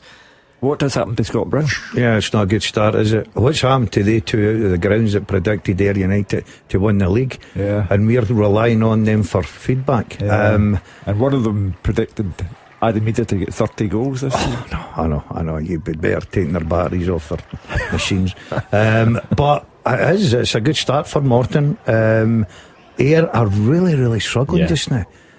Big investment down there. They've got good players. Scott Brown, they get knocked out of the cup, and by all accounts, Partick Thistle thoroughly deserved their win last week. Not a great start if you're Scott Brown near United, and it would never happened under my leadership. Ayr and Ida, the worst double of all time, says David Friel. Rivaling Hugh Keevins in those prediction stakes. But anyway, still a long way to go in all of these games. But that was the most recent goal to get in Scotland. Morton 1, Ayr 0. Let's check in on your teaser, Hugh, whilst we're here. Okay, 5 players were sent off twice in the Scottish Premiership last season. Who were they? Okay, I'm interested to see how you get on with this, because it's going to take some very specific knowledge, I think, when you look at the teams that are represented here. Let's edit this Twitter account's name because I can't read it out in full, but let's go. Sports Opinions wants to guess Mo Silla. Not there. Papa Gay. Not there. Alex Jacoviti. Nope. Okay, Derek Rennie wants to throw in Kofi Balmer. No. Alfie Dorrington. Nope. Gordon Dalziel's pal Alex Gogic. Not there. Right, keep the guesses big coming. Man, no. I've had Tim down. Yeah. No. Did you not get one overturned last season? Remember, he was sent off, and then VAR reduced it to a yellow. Is that right? Okay. I can picture him lunging in the corner in Paisley. That's right. A wet day, and he sort of lunged in, but he didn't touch him or something. Yeah. Anyway, He credits his that's all I've got for you. terrific goal last weekend from Gogic. Brilliant. I was speaking to him the other day, and he credits it to going on to the trampoline with his son. There you go. Should not credit the fact that he was having a chat with me and I was telling him about you didn't get a mention anywhere. The trampoline got a mention and you didn't. Do you know what? This is where your history of telling lies. It's not a lie. No, but I'm saying this is where it confuses the mind. So I was speaking to him the other day as well, Alex Gogic. Yeah. I've spoken to him a few times recently, and again, because he does live in Motherwell, as we know, because you see him, I have a few mutual friends. I've got a few people that know him. So when I saw him the other day, we were talking about those mutual friends, and I'm saying, oh, do you know so-and-so? Do you know so-and-so? And he's going, yeah. But I just wasn't brave enough to ask him if he knew you, because I don't quite trust you, in case he just looks at me blank and says, who's that guy? I'm a bit good taken pals back with that. Yeah, of course, high fives and Yeah, but everything. you say that every though, time don't we you? go I to the know, school gate, give us 5. Yeah, I sure. mean, big Gogic. This is the thing, I just don't believe you. 100%. So if I show, because I was about to show him a picture of you and say, do you know this man? But not in my playing days, obviously. No, currently. I mean, Listen, Instagram picture I was or something. standing with him our days, always. To be fair, I've got to be honest, I've got to sort of stand away. He's always up at me. People are starting to talk. Goal flashes with M&D Green Pharmacy. Ross County 0, Partick Thistle 1. It's a screamer from Ben Stanway. Just what Mark Wilson needed, 25 yards out. He was in here on Thursday, catching up with his old colleagues. Gordon Dalziel gave him some advice, and he's taken it. No chance for the goalkeeper. Partick Thistle leading Dingwall again. Brilliant for him. Great start. I think Dave was right. He went up there in the Cup and won convincingly, so obviously going up today with a lot of confidence. They got a good result last week against Dare United. I know that the opening game against St Johnstone was a sore one for Mark to take, but that's a big goal. But I'll tell you what, if you're Ross County and you're going to lose that this afternoon, plenty of time still to come. You look at Ross County's bench, they've got guys that can come on and change a game, certainly, but that is not the start that Ross County were looking for. No, it's concerning again. Listen, there's a long way to go in this game, but certainly a home game. I think, I'm not saying that Don Kilwie's under pressure, but Roy McGregor, we know he likes to back his managers, but certainly when his managers aren't doing the job, and he'll have fully expected to get Ross County straight back up. He's backed the manager by allowing him to bring players in. So yeah, we were banging on about it in the start of the season. On paper, they've signed some really strong, experienced players, excellent players. Their bench is incredible. So there's a lot of money getting spent there. They won't be coming cheap. Some of those wages. A lot of money getting spent there. So that's why I'm saying that I think this could be a real damaging defeat if they end up getting beat today. I know where Mark's spending a lot of money. Those wedding invitations Did you like them? Unbelievable. Did you see the little bit at the back, the wee rubber stamp, like with Leanne and Mark? But that's what people do nowadays. It's not like back in your day with all your multiple weddings. I just text people now, you want to go to a wedding? Those invites actually cost more than our wedding. That's the modern way, honestly. Yeah. There's a lot of attention to detail being put out there these days. Bit cheeky with the wedding gifts, right enough. You know what I mean? I was a bit taken back by that. This sums up the way Gordon Dale's mind works. I walked into the office this morning and the first thing he asked me is how much I was giving Mark Wilson for a wedding present. When's the wedding? November. Why could you possibly need to know that? Because I need to save up. You guys will outdo me. I can't. Whatever yous are giving, I'm giving £1 more. Anyway. St Johnstone won Arbroath 0. Jack Baird with the goal there in Perth. Roger Hanna says there's going to be loads of added on time because Livy have had a number of injuries. The last one may well have resulted in a shape change or certainly some reshuffling because Shane Blaney, the defender's gone off, and Stevie May has come on, so something will have changed there. Marvin Bartley kicked the ball onto the park yet? I'm sure he will at some point, honestly. Jan Dandas had a shot wide from 22 yards as both teams go in search of the breakthrough there. Motherwell have been excellent, says Fraser Wishart. There's now a few tackles flying in as well. A good game to watch, and the Steelmen are in front. Talk about bravery, Gordon. Everybody can have their ideals, but it can be quite easy to abandon it or move away from it. Motherwell it's one game plus half an hour, but in fact, let's throw the other one into the mix, have gone Rangers at home, Love Street, a trip to Paisley, and now a trip to Tynecastle, and not shown one sign of fearing their new style or having to play a different way. We're loving it, absolutely loving it. Everybody I talk to in Motherwell, Gordon, I'm a big name about the streets. Just for 1 second, just answer sincerely without making it about you. I'm very, very big. I was asked to cut the ribbon style of play. Yeah, brilliant, absolutely brilliant. And you're right, he's going away to difficult grounds, and you think, like we were talking today about Livingston, they'll adapt their style of play. They're at Celtic Park. The Motherwell manager believes in the way forward, this style of play. He's sticking by it, and I think he's getting his rewards, and it's absolutely brilliant to watch. The Motherwell fans, it tells you the fact that they're travelling in such big numbers now because they're enjoying the football. It's funny you say that though about your status in the local community. Did you know, Hugh, tomorrow is the inaugural, who knew such a thing existed, Motherwell Half Marathon? Surely you're firing the starter gun. I can see you with a pistol, or at least running in it. Cutting the ribbon. Cutting the ribbon. Yeah, I think so. I think that. Well, I think I was asked, but you answered my behalf. Because you said to me the other day there, I said, have you seen him running? Please don't get him I've involved. I've never ran in 30 years, mate. Surely you could fire the starting pistol. Yeah, certainly. Hand out the medals, do something. Yeah. There's a family fun I'm day. not handing out the medals. There's a fun day you could go down and wrap them in the cling foil. Sign. What do they get wrapped in when they're Are you available tomorrow? What, mate? Are you available tomorrow? I'm always available. Are you? Okay. Yeah, for the price is right. Yeah. If the envelope's quite heavy, I'm always available. And there was another good chance from Motherwell there, actually. It was a really nice cross and a good header from Stamatopoulos. Good save by Xander Clark. Roger Hanna's delighted with your use of the word cling foil. Whatever. He does like to confuse things and join them together. I told Hugh last night when I caught you in the bathroom singing the other night.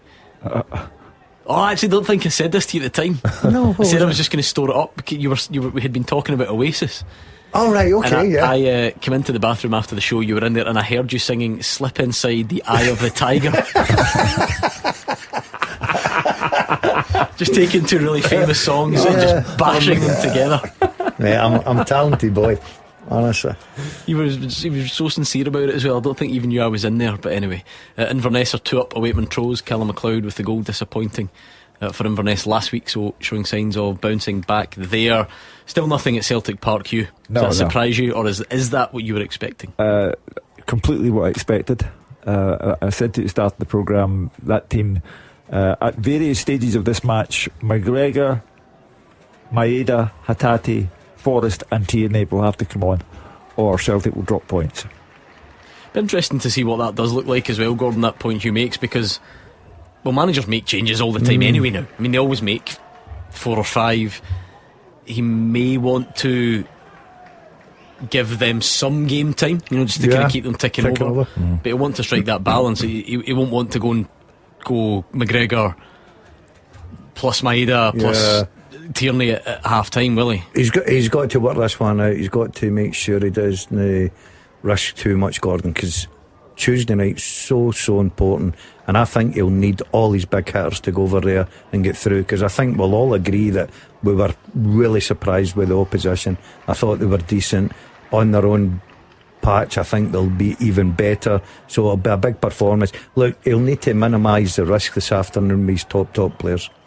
Especially Maeda, Hugh, because you saw him when he went through and missed that chance at the end, which, by the way, would have taken a whole different view on things if that had gone in. He looked like he was holding his hamstring. He wasn't walking well, and then in true Maeda fashion, he did train yesterday, but Brendan Rodgers admitting he can't be overusing him at the moment. Yeah, I keep going back to the fact that in our claustrophobic world, before Celtic even get close to the airport to go to Kazakhstan tomorrow, the supporters will be in uproar if points are dropped at Celtic Park today against Livingston, and therefore he can manage the game however he likes, but in the second half he'll have to bring on players who can get at least one goal, because at the moment the team that starts the game won't get one goal. I get that, but that's what I'm talking about, that balance, because fans can be in uproar all they want.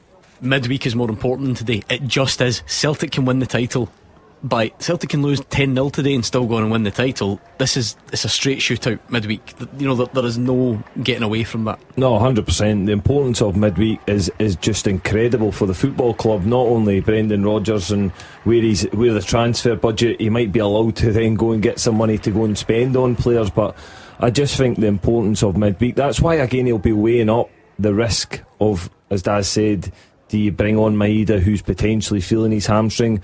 Absolutely. Again, if you come away from today with a draw, the fans won't be happy, but listen, you can turn that all around by getting a result midweek, getting £40 million in the bank, and then moving on and still winning the league. We talk about impatience, Hugh, if it's the theme for everyone these days. Derek McInnes has come in, Jamestown Analytics are in, everyone's buzzing. 2 league wins out of 2. They're only 1-0 down, 36 minutes gone. Cammy Devlin just passed it sideways rather than forward, and Tynecastle's erupted in frustration. Nobody's hanging around. I accept all these things now as being part and parcel of the world we live in. And the cup defeat at St Mirren was a big blow, because Derek McInnes did bang on about winning silverware, and they sang about all we need is what's his name, and he misses the penalty. Now, this is the only penalty not to go in. So this is not what the Hearts fans need. It's not what they thought they were getting. And by all accounts, everyone has been very impressed by Motherwell, their style of play, the manager's approach to things, given that he came in after Michael Wimmer had gone under extremely difficult circumstances, and he has not only steadied the ship, he's got it sleek as a liner. Big Marv's in the technical area, pulling the strings, conducting the orchestra, apparently. Goodness knows what chance have Livy got now. Negrin's had a shot deflected wide by his own teammate, I think, by Luke McCowan. So Celtic are I mean, obviously, we probably don't need to mention that they're dominating the ball. It is just a bit of a given. It's really all about, can they find that breakthrough? Revisit the teaser for us, Hugh, if you can. Let's give this one last whirl. 5 players were sent off twice each in the Scottish Premiership last season. Who were they? Right, let's do some wrong answers again, just to try and point you in the right direction. One final time. This is on the home straight, to see who can get them all correct. In terms of wrong answers, let's see what else is coming in. Oh no, do you know what? I think most people now are getting close. Yeah, pretty much getting there. Did I give you Alex Jakovite earlier on? Yes, right, okay. But he's not there. Yep, nearly there then. What about Stuart Finlay? No. Right, okay, nearly there. Get your guesses in at Clyde SSB. Stranraer 1, Clyde 0. Corey O'Donnell with the goal for Stranraer. Cammy Bell, bad news for your team. Annan 0, Dumbarton 2. Ali Roy. It's early in the season, Daz. Don't worry about that. You know we've got a wee side one on this, don't you, Gordon? East Kilbride. I've taken East Kilbride. No, for a meal, I've taken East Kilbride, and the bold Cammies went for Annan. To win the league? To win the league, yeah. No, to finish higher. Whoever finishes higher. So for a nice little restaurant meal. Lovely. Wimpy and Dingwall. Beautiful. It's looking Fraser good. Wishart says you would think Hearts were 4-0 down. Unbelievable impatience. Motherwell well on top, to be fair. But that's a frustration from last week. I think when Derek McInnes comes out, and it's bold of him coming out and saying, yes, I'm here to win the cup, and that's the ambition of the club, and that's what I want to do. But if that falls flat in your face and you go straight out the cup and then you lose, you go a goal behind against Motherwell, it soon turns the tide. You know, Cammy, that first game they had against Aberdeen at Tynecastle, you know, they wiped the floor with Aberdeen, and they looked good in the process. Yeah, and I was at the game when they played Dundee United, and they were very good for large periods of that as well. Yes, they conceded 2 goals, but they certainly were a goal threat throughout the whole game. So it sounds as if they've just tailed off a little bit. Were they creating chances? Because you obviously see the goals going in from set pieces, but has there been more to them than that? Yeah, they had certainly that. The game at Tannadice, there was a number of opportunities they created as well, although Finlay got his 2 headers from the 2 corners and Shanklin scored the penalty. But they had a number of other opportunities. Braga had a couple of opportunities, but I see he's on the bench today. But you look through their bench, they've got a really strong bench. So again, Derek McInnes has got these players at his fingertips that he can change at half time if it's not working. Someone told me Hearts are poised to spend big money on another new signing this week as well, so we'll wait and see. A clash of heads with Yang and Pittman, so another big stoppage. I hope Roger Hanna doesn't have a restaurant reservation, because it is going to be a lengthy one. What was that? The offside check, there was the injury, the treatment for Macaulay Tate, for Shane Blaney, now the clash of heads. Probably all in keeping with a frustrating day, Hugh. That can happen when the momentum keeps getting broken up. I agree with Gordon. I think at 0-0 half time, doesn't matter about momentum. The fans will just say 0-0. The team is an embarrassment. The selection, the players who were in there, how far Celtic have fallen, how far the board have not gone to address any of this. Half time will be very awkward at Celtic Park. The thing is, Cammy, in isolation, you get loads of these. You see loads of these games where Livy or St Mirren or whoever come to Celtic Park, sit in, frustrate, and you don't get it all your own way. Happens all the time. We can't be so arrogant to think it will never happen. However, this is part of a bigger picture, and that's where the real frustration comes from. Yeah, listen, it's not just today the frustration's coming from. It's everything that's going around the club at the moment, the way things have went midweek, the pressure that's building up, probably the anxiety that's building up with the midweek coming up and knowing what's on the line. But listen, as I say, it's 90 minutes. We've got to give these players time to see if they can get over the line. Hugh said they're not good enough to score, so listen, time will tell whether they are good enough to score or not. They will probably get booed off at half time if it is 0-0, but there's still the second half, and what Brendan Rodgers does have, but there is a risk element to it, is all these players that will start the game midweek on the bench to try and change the game. Because you can almost picture the game, Gordon, without, you don't need to be there. Celtic have got 83% possession. Livingston just behind 5 the ball. corners, you just know what it looks like. And that's the hardest bit. It's the bit, like we said, credit to them, that Celtic were doing last season. If you're already not as fluent, and your personnel's not as good, and you've then rested the ones that are still there, it's maybe not that much of a surprise. Yeah, it's always going to be a patience game here today. Livingston will come there, park everybody behind the ball, make it very difficult. As you quite rightly said, they've got all the possession.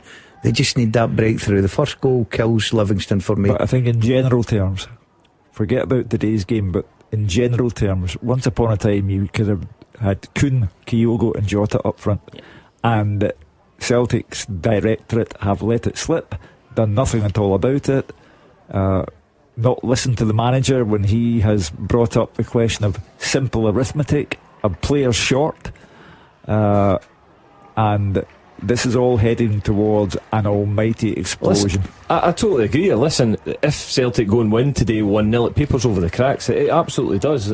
Celtic need to strengthen. There's no getting away from that. That's what they need to do. They need to get out there and sign players that, if they want to progress in the Champions League, even if they get, again, scrape through a win, which I think they will do midweek, they've still got to go and spend money because they won't progress with the team they've got at the moment. Let's round off your teaser, Hugh, whilst we can. There's 4 minutes added on at Rugby Park, so we're in that sort of territory now. East Kilbride have gone 3-1 up away to Stirling Albion. John Robertson on the stroke of half time. You ready, Hugh? Yep. The first half teaser with the scottishsun.co.uk/football for the best football news and opinion online.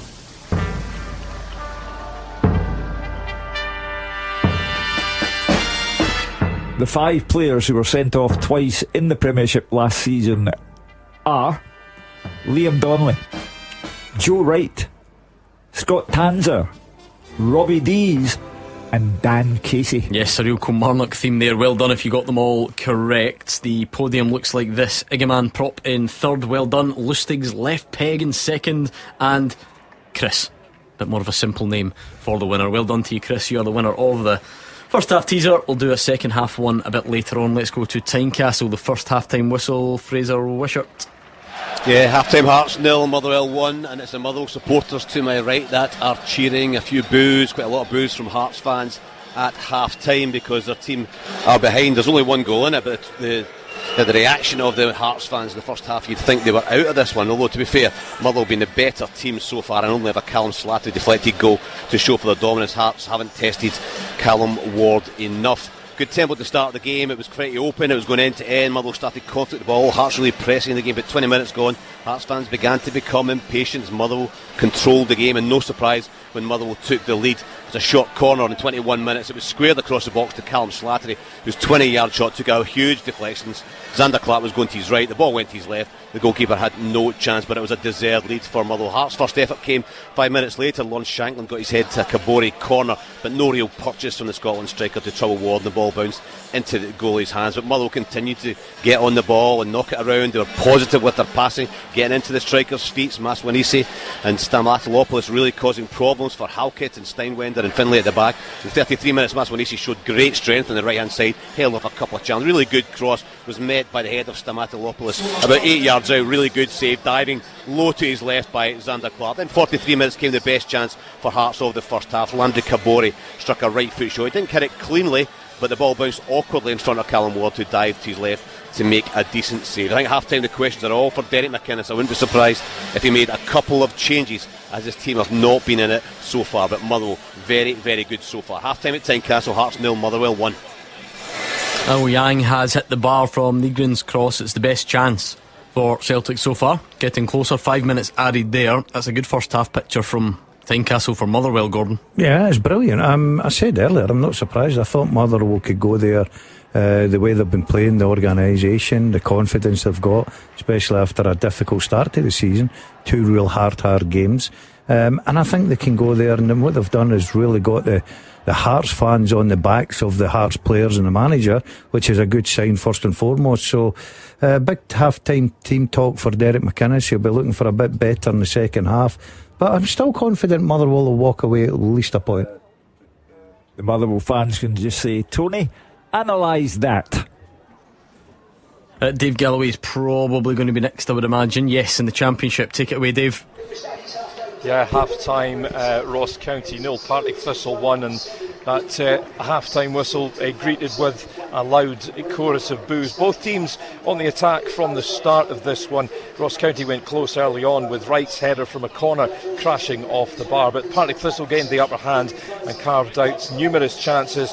A free kick into the box fell for Watt, whose close range header was parried by Laidlaw. Let Sosie let fly from the right hand side of the box, and it wasn't far over, and Crawford's curler from the edge of the area was touched behind by Laidlaw. County did have an opportunity when Doherty's full-blooded drive from distance was on target, however it was blocked, but the Jags took a thoroughly deserved lead after 28 minutes, a 25-yard screamer from Stanway, giving the keeper absolutely no chance. The home team did step things up, to be fair, as the half-time whistle drew closer.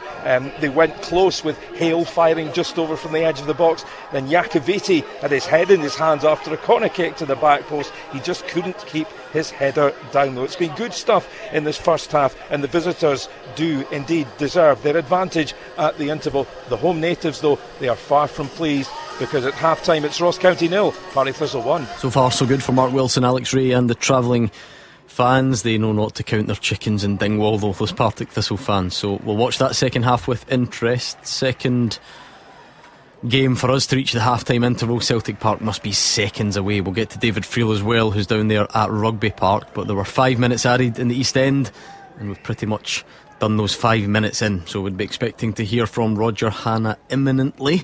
He'll tell us how the locals are taking it. Celtic getting closer towards the end there with that effort off the woodwork, but the crucial stat is still the one that tends to be in the top corner. Goalless Yang is now hurt, so there's going to be an even longer break. And there go the sack the board chants. Hugh Keevins just in time for the break. Well, it was inevitable, and those chants will continue.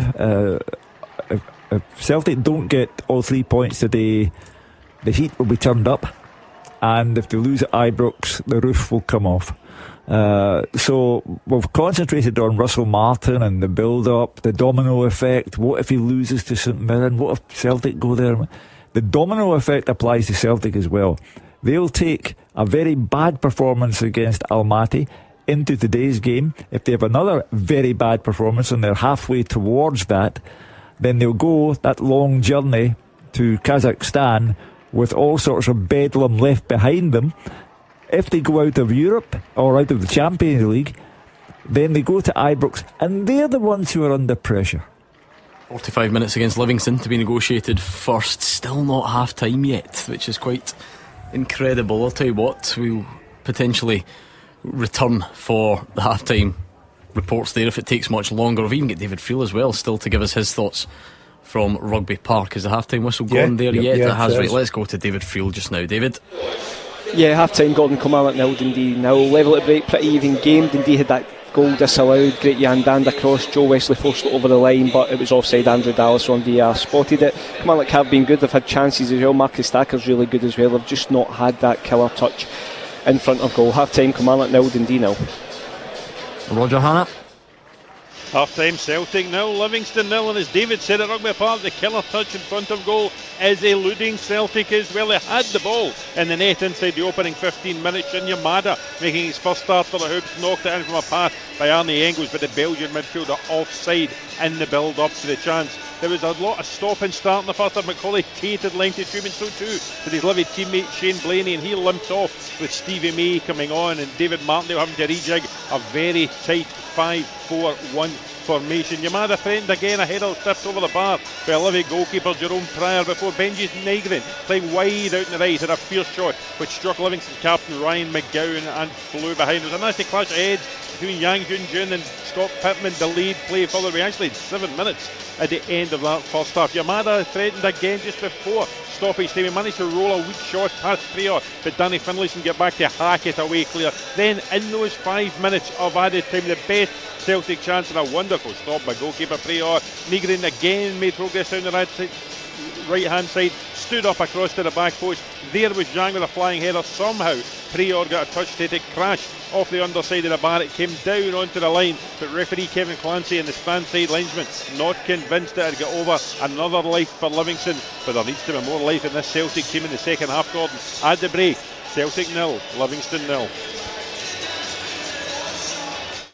And your reaction from 5 on the open line. This is Clyde One Super Scoreboard. Half-time scores in the Scottish Premiership at Celtic 0, Livingston 0, Hearts 0, Motherwell 1 and Kilmarnock 0, Dundee 0. In the Championship, Airdrie 0, Queen's Park 0, Morton 1, Ayr United 0, Ross County 0, Partick Thistle 1 and St Johnstone 1, Arbroath 0. Into League 1 we go, where it's Alloa 0, Hamilton 0, East Fife 1, Kelty Hearts 1, Montrose 0, Inverness 2, Peterhead 2, Cove Rangers 0 and Stenhousemuir 0, Queen of the South 0. In League 2, Annan 0, Dumbarton 2, Elgin 0, Edinburgh City 2, Spartans 0, Forfar 0, Stirling Albion 1, East Kilbride 3 and Stranraer 1, Clyde 1. We'll do the English Premier League to finish us off in case you are of interest. It finished earlier, Man City 0, Tottenham 2. At the break, Bournemouth 1, Wolves 0,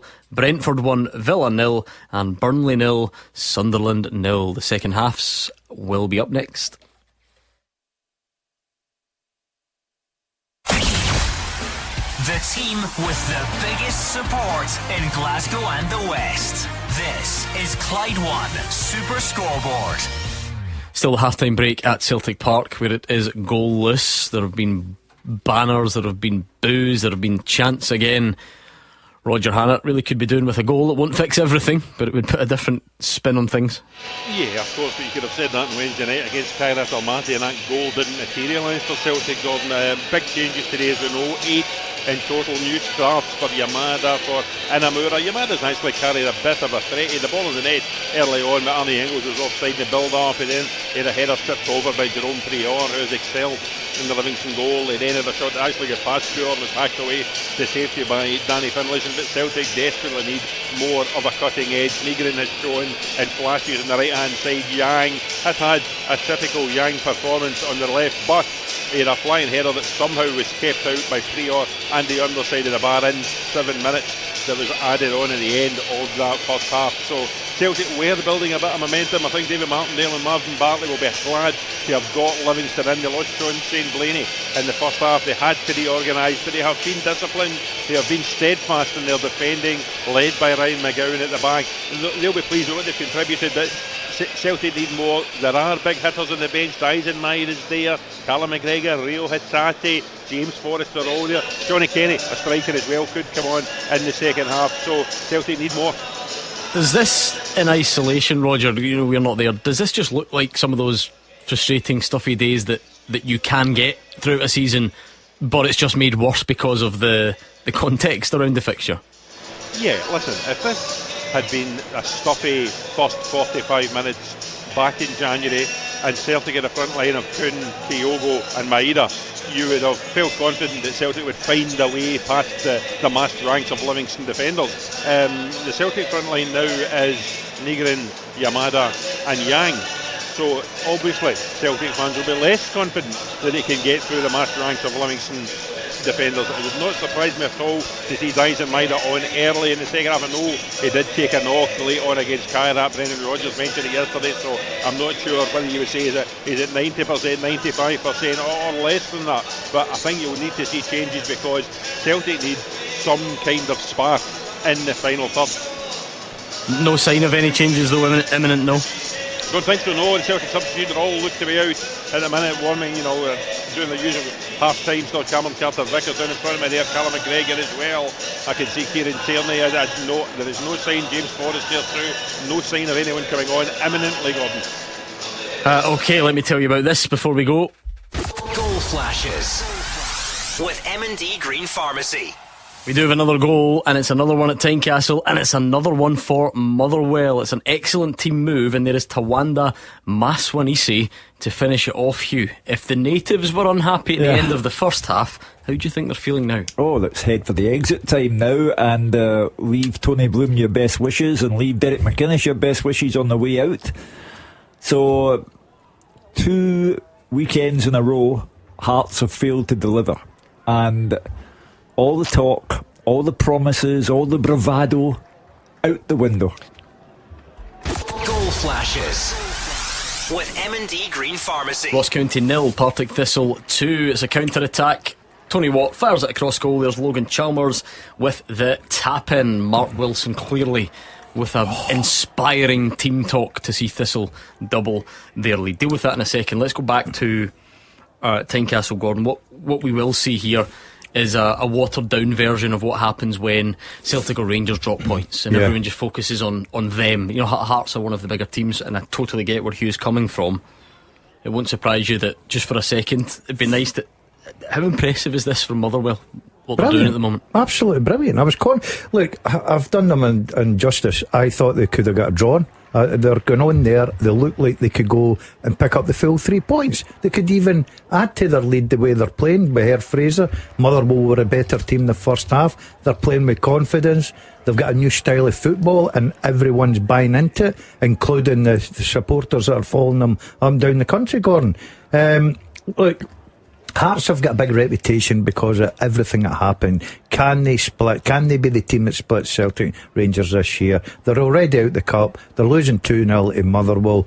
There's still a bit of work to be done for Derek McInnes and Hearts, let me say that. I think this is transformational for Motherwell, because everyone equated the loss of Lennon Miller with the start of the decline, and it's been exactly the opposite, because Lennon Miller didn't play any football for Motherwell this season, has gone, left a nice pot of gold for the club to dispense, but this is a Motherwell team who, under a manager who came in under the most trying circumstances, have blossomed, play good football, show no fear, have already taken points off Rangers, and now they've gone to Tynecastle and they look as if they're going to take all 3 points there. So Motherwell, well done the manager, well done the players, it's looking good. Derek McInnes in trouble. No, what I like about it, Hugh, you look at the cup games that he had, he struggled a little bit, didn't he? Clyde, Stennismuir, and you're thinking, is this style of football really going to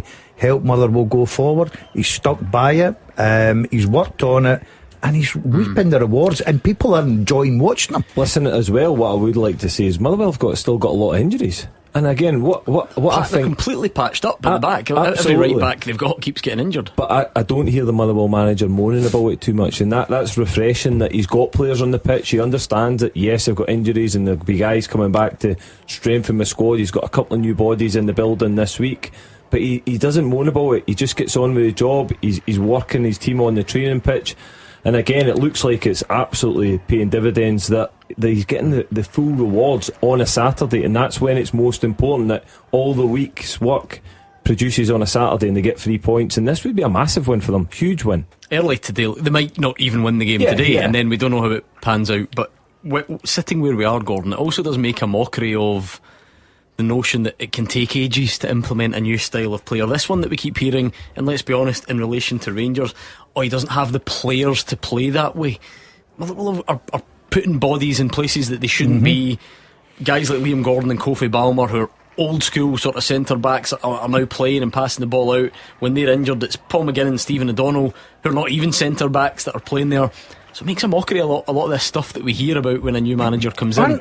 Sorry, before you answer, goal at Celtic Park, but which way has it gone? Goal flashes with M&D Green Pharmacy. Goal for Celtic, and it's a tap-in by Benjamin Nygren. It was a tap-in. He actually started the move, fed Yang, who did triple backflip, lifted up his t-shirt and said, "How'd you like that, Hugh Keevins?"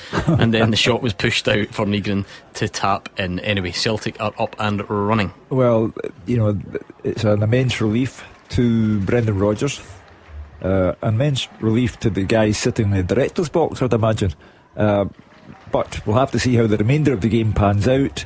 But that is a very early relief for Celtic. Are you still fancying the draw, Hugh?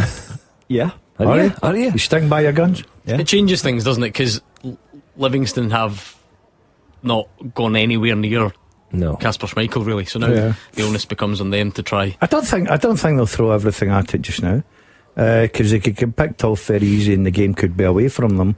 I think they'll sit in their sort of low block, the way they've set up from 3 o'clock, and try and keep frustrating Celtic and hope that maybe that one chance will come along. Totally agree. I think the next 10 minutes are really important for Livingston. Celtic, again, they'll want this game done. They'll smell blood that, again, they've got that goal. It'll give them confidence. they'll be trying to get that second one, because I do believe if they get the second one, it's game over for me. But certainly I agree with Daz that they'll probably just sit in their shape. If they can compose themselves again, make sure they stay in the game, then it gives them a chance. But I think it's a perfect start. It's a perfect start to the second half for Celtic, and I think they'll go on and win this game. Yeah, when you have Livy starting the day third in the league, and if they had won at Celtic Park, they'd have gone above Celtic.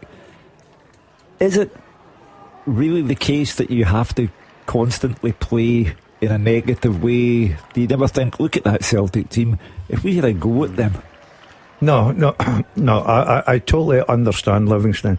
As much as we look at the Celtic team, what we're used to seeing with the top dogs, with McGregors and these Hatatis and Maedas and all these Carter Vickers, you still look at that team, it's still a lot of talent in there. You look at Midley Park. Midley Park's a lot of talent.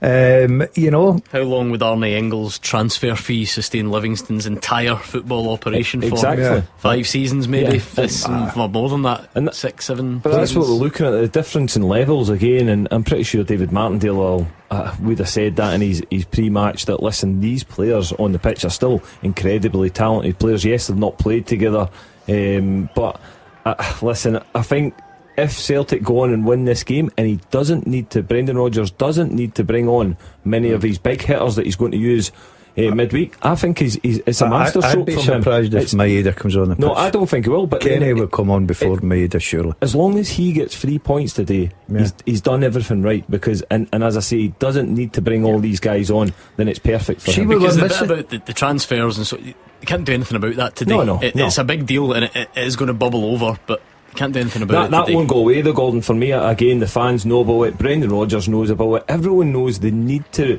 have reinforcements in the building, but also they've got this massive game midweek that they need to win. And again, as you touched on it, that we probably didn't think the opposition were going to be as good as they are, so he's trying to give them probably a little bit more respect by protecting his players and not having to play them today, but he needs to get 3 points. Are you ready, Hugh Keevins? I am. Let's do it. The second half teaser with the scottishsun.co.uk/football for the best football news and opinion online.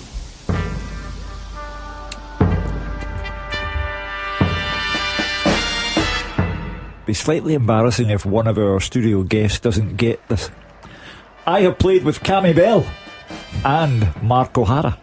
I have been managed by Jackie McNamara and Neil Lennon.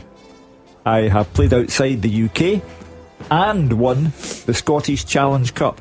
Who am I? Played with Cammy Bell and Mark O'Hara, managed by Jackie McNamara and Neil Lennon, played outside the UK at one time and won the Scottish Challenge Cup. Who am I? I ruined it in the studio because I've already told them the answer today. I'm raging at that. But anyway, for everyone else who actually matters, don't care if the pundits know it or not, at Clyde SSB, get your thinking caps on, and as always, it is a race. Throw some names in, throw whatever you can in there and see what you can make stick. We'll see who comes out on top very soon. But at Clyde SSB, try and piece the jigsaw together, as Gordon Dalziel says, and let us know your answer. Your team are going well, Cammy. They're struggling today. Tough day at the office. Annan, Neldon, Barton 4. I've already picked out my starter. And they're not even out of August. Oh, jeez. Anyway, right, I like that teaser though. I think there's a lot there, and some well-known names in there, Hugh. You know, some established figures, some well-known not much of a faces. night for Neil Lennon last night. They were well cuffed. Oh, you can't beat the Rovers at Starts Park. Fife. I loved Did you watch it? Oh, no. Unfortunately, I didn't. Mark Wilson was there scouting, obviously. Oh, he sent me a photo. Did he sit in the Gordon Dalziel lounge? Mate, honestly, he was going off his rocker, right? They sat him right behind a big pole, and I can't even see the game. I was unbelievable. Has he gone big time now, has he, since he became he wants a football manager? to, What's he wanting? Seat in the halfway line? The director's box and stuff like that. No problem. That's only left if I go with him. If I went up there with him, he'd have had pickies of his seats. I'm surprised you didn't. You really should have chaperoned them up there. Yamada has hit the side netting. Yang's cross. So Celtic getting into their stride now that they are 1-0 up. It probably lifts a bit of the tension, doesn't it? Oh yeah, as well. Yeah, because the longer the game goes on at 0-0, then the crowd just get tetchier and tetchier and tetchier. But it sounds as if the goal has had a positive effect on Celtic, and Livy are just intent on trying not to sustain any more damage. But surely at one point Livy will try and do something for themselves. But just now, I totally agree. It's hard to do with when you don't have the ball, isn't it? Exactly, that's first and foremost. But if you're Livy now, second one, the game's away from you. One, you're still in it. You could get a set play, cause Celtic problems. You could get a wonder goal. Anything at all can happen. So I wouldn't be surprised if Livy just sat in there, as they say in the modern day game, the low block, made it difficult for Celtic, tried to just hold on to just being one behind and then look for an opportunity. It's the last 15 minutes, isn't it? That's when David Martindale goes for it. If he's still 1-0, then he's the opportunity just to go for it, throw a few more bodies forward. Plus, Celtic in the last 10 minutes, if they're only 1-0 and Livingston then start the tension comes back. Absolutely, it brings that tension back. A double dose of Holt. Kevin has scored for Ayr to make them level with Morton, and St Johnstone are 2-0 up in Arbroath. Jason Holt has scored for them. Tynecastle. Goal flashes with M&D Green Pharmacy. Hearts 0, Motherwell 3. The season is in its infancy, but we are well on our way to the result of the season so far. This is stunning stuff from the Steelmen, and Hearts fans will be furious. It's Emmanuel Longello, the new left back. Remember the one that scored against Rangers on the opening day, and a properly dismantling goal for Motherwell. Gordon ripped Hearts apart on the counter, properly cut through them, and Longello arrives from left back to roll it into an empty net. They genuinely, this is not the kind of bias coming through, whatever, toying with Hearts, which is quite something. It's a drubbing, absolute drubbing. That's what they're getting at Tynecastle. Look, as I said earlier, I fancied Motherwell to go through there, get something, but they're playing with such confidence. Everyone's buying into this style of football. Hearts at home, you know what it is. Tynecastle, if you're not on it, the fans soon let you know all about it. I didn't think it would be as easy as what it is this afternoon, 3 so far, but I've got to say, all credit to the manager and Motherwell. Brilliant display so far. If it gets even worse for Hearts, not to take a shred of credit away from Motherwell, because this is the result of the weekend. I don't care what happens in Paisley tomorrow, this is the result of the weekend. If it gets any worse for Hearts, what's happened? What happened to the only thing is, Hugh, trophies and all the rest of it? Oh no, I don't think Hearts are at that stage yet. I really don't. I think they get caught up with the new players coming in, new owners coming in, Derek McInnes, no Scottish football inside out. I think they get carried away with that. But I think there's still a bit of work to be done at Tynecastle. I totally agree, but then when you make the noises publicly, you're putting your head on the line. I also don't mind that though. I mean, no, I don't mind it either. Hearts should be saying we're going to try and win a cup. I don't mind it, but then this is when the criticism comes, when you get a hammering at home to Motherwell, and that's no disrespect to Motherwell, because I think they're a really good team, and again, Hearts fans will be looking, they'll be watching this game and going, I wish we had that style of football. When you raise expectations, you heighten tension when it goes in the opposite direction. I think the Jamestown stuff's probably done that as well, though, hasn't it? This notion that, there might be a way out there that if you're clever enough and you're creative enough, you might be able to disrupt the natural order at the top of Scottish football. I think that a lot of that's come through. Similarly though, I think probably what's important is, see if Hearts lose 3-0 today, and if they don't win something this season, that doesn't mean Jamestown's wrong, by the way, either. These things they're projects. That's very hard to square in the modern world, but it has to be longer than that. What would concern me if I were a Hearts fan? Good money has been spent. Tony Bloom has come in and laid £10 million on the table, and good money has been shelled out. And here you have Motherwell, minus their widely acknowledged best player now in Italy, wiping the floor. And I use the expression advisedly, wiping the floor with Hearts at Tynecastle. And what we know is that the pressure just mounted, and I think they're away to Livingston next week, which is always a difficult venue to go to, so it just starts to build that frustration and tension. So however, back in it. Flashes with M&D Green Pharmacy. Hearts 1, Motherwell 3. Harry Milne with the goal. Maybe there is life left in this. 65 minutes gone, and it is an absolute stunner from Harry Milne. So maybe the only way that Hearts were going to get back in this. They've been cut apart by Motherwell. This is just a beautiful left-footed strike into the corner. Ward with absolutely no chance. Not met with huge celebrations because Hearts still know where they are. This is a stunning strike. Not met with huge celebrations because they're all up the Tynecastle Arms having a pint. They left at 3-0. But it's going to be a very important 10-15 minutes now for Motherwell. Yeah. You know, at Hearts. We've had Motherwell to win the Champions League 5 minutes ago. Exactly. And all of a sudden we can be hanging on for a draw. But I still feel that, look, it's a wonder goal, you said, Gordon. So you've just got to sometimes take your hat off to it and applaud it and say, right, okay, there's nothing we could do about that. And just keep sticking by your principles and your tactics and hope you get another goal and put the game to bed. But I still fancy Motherwell to see this out. I think what also helps now is we kind of saw this with Rangers on the opening day. Crazy to say this, that the style of play is now set in so much. Motherwell probably want Hearts to come on to them. Might actually help. Never thought we'd see the day where Motherwell were one of those teams. You know, we talk about Celtic or whatever, and if teams open up, I think Motherwell probably want teams to come up and open up against them. When there's a team against you and you play the style that Motherwell does, and the opposition being expansive and leaving gaps, and if you can break that press, then you're on to it. And I think Motherwell's third goal that you said was a goal from back to front. Excellent play, and we know they can move the ball fast. So was the second, by the way. The second was numerous passes. Right. So again, we know they're comfortable in the style that they're playing, and again, that'll be coming from the training pitch. For me, you spoke about before, why can't Rangers adapt to this new style of play, and Motherwell have done it so quickly? For me, it's a lot of the work that gets done in the training pitch. Imagine how good Motherwell will be when they start playing Andy Halliday. Yeah. 5 up. Maybe that's just the reason why we're playing. I don't know. I'd like to whisper that one, Hugh. Yeah. Let's get a good view of this. We'll hear all about it. Well, to be fair to him, he's doing the tactics for a game. So he's telling them this is the way Hearts going to play. Does he bring in the whiteboard on a Monday night now? Well, we've actually got the world's biggest whiteboard through there in the office, so I thought we could maybe actually wheel it in one day and see. Well, he could explain on Monday night why they're better off without him. Yeah, that'll go down well. We'll see. Reminders of your teaser, please, Hugh. Okay, I have played with Cammy Bell and Mark O'Hara. I have been managed by Jackie McNamara and Neil Lennon.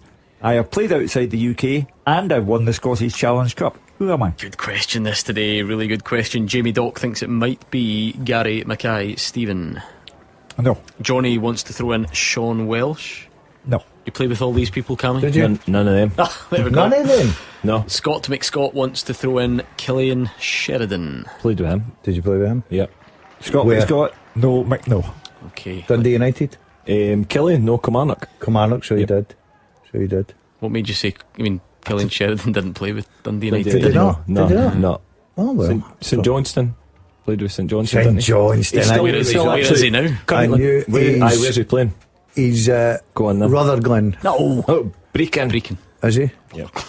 Well, who's it? No, Borough Ranger. Who's the one laughing at you know that player? Johnston Borough. Johnston Borough. No. I thought he maybe went there. Inamura to Nygren, but it's saved by Prior as Celtic look for that second. We've got another goal in Dingwall. Goal flashes with M&D Green Pharmacy. Ross County back in it. Connor Randall has forced the ball in, one of the experienced campaigners. Therefore, County's forced it in, and it is game on. What will Mark Wilson do now? Will he tweak things? Will he sit in? Panic. Park the bus. Well, Alec, what do we do now? It's still Ross County 1, Sure team. Thistle 2. Could be worse. He could be Queen's Park Rangers. I was going to read it out because I don't think people necessarily care about the teams involved, with no offence if you're from that part of the world, but Coventry QPR, I didn't expect to read that result out, but with 66 minutes gone, Coventry are 7-0 up. Yeah, it could be a 10, couldn't it? Frank Lampard's team. Well, every neutral and everyone apart from QPR fans wants this to be 10, don't they? Once it gets there, you look for the novelty factor to see what you can do. Jamie Brandon's had a shot hacked clear now. Dundee are hanging on a bit, says David Friel, so he's still looking for that breakthrough, isn't he, down at Rugby Park, still goalless. Yeah. The game sounds as boring as David. Have you ever had a 7, mate? Been beat? Yeah. No, I don't think I've conceded 7 though. No, what's it? A good few 5s. I don't know if I've even went to 6. No. No. But you're proud of a 5. You're sitting there feeling good about yourself with a 5. Sometimes when you're Have you ever had a 7? Oh, I had a 7. Yeah. Yes. But Yeah, United. I'll tell you what, Hugh. That day I was brave. A lot of people gave me credit for my bravery. You left at 5. I tried to get out of the stadium at 5 at Hampden, but I played 4-2-4 against Rangers at Hampden. Right, all attacking, all in. I was a crowd pleaser. I wanted my fans to know. What was the final score? 7-0. Motherwell have made a double change. They're 3-1 up, remember, so trying to add to that, or at least preserve it. And it's a debut for Callum Hendry. Comes on for Apostolos Stamatolopoulos. I met him having his morning coffee this morning. Gave him a wee pep talk from us. Who, Callum? Motherwell types. Just told them what's expected in the local area. Passed on your advice to them as well. And okay, he'll be a good signing. He takes it on board. Ex-teammate of mine again. Was he? Yeah, Where St Johnstone. St Johnstone.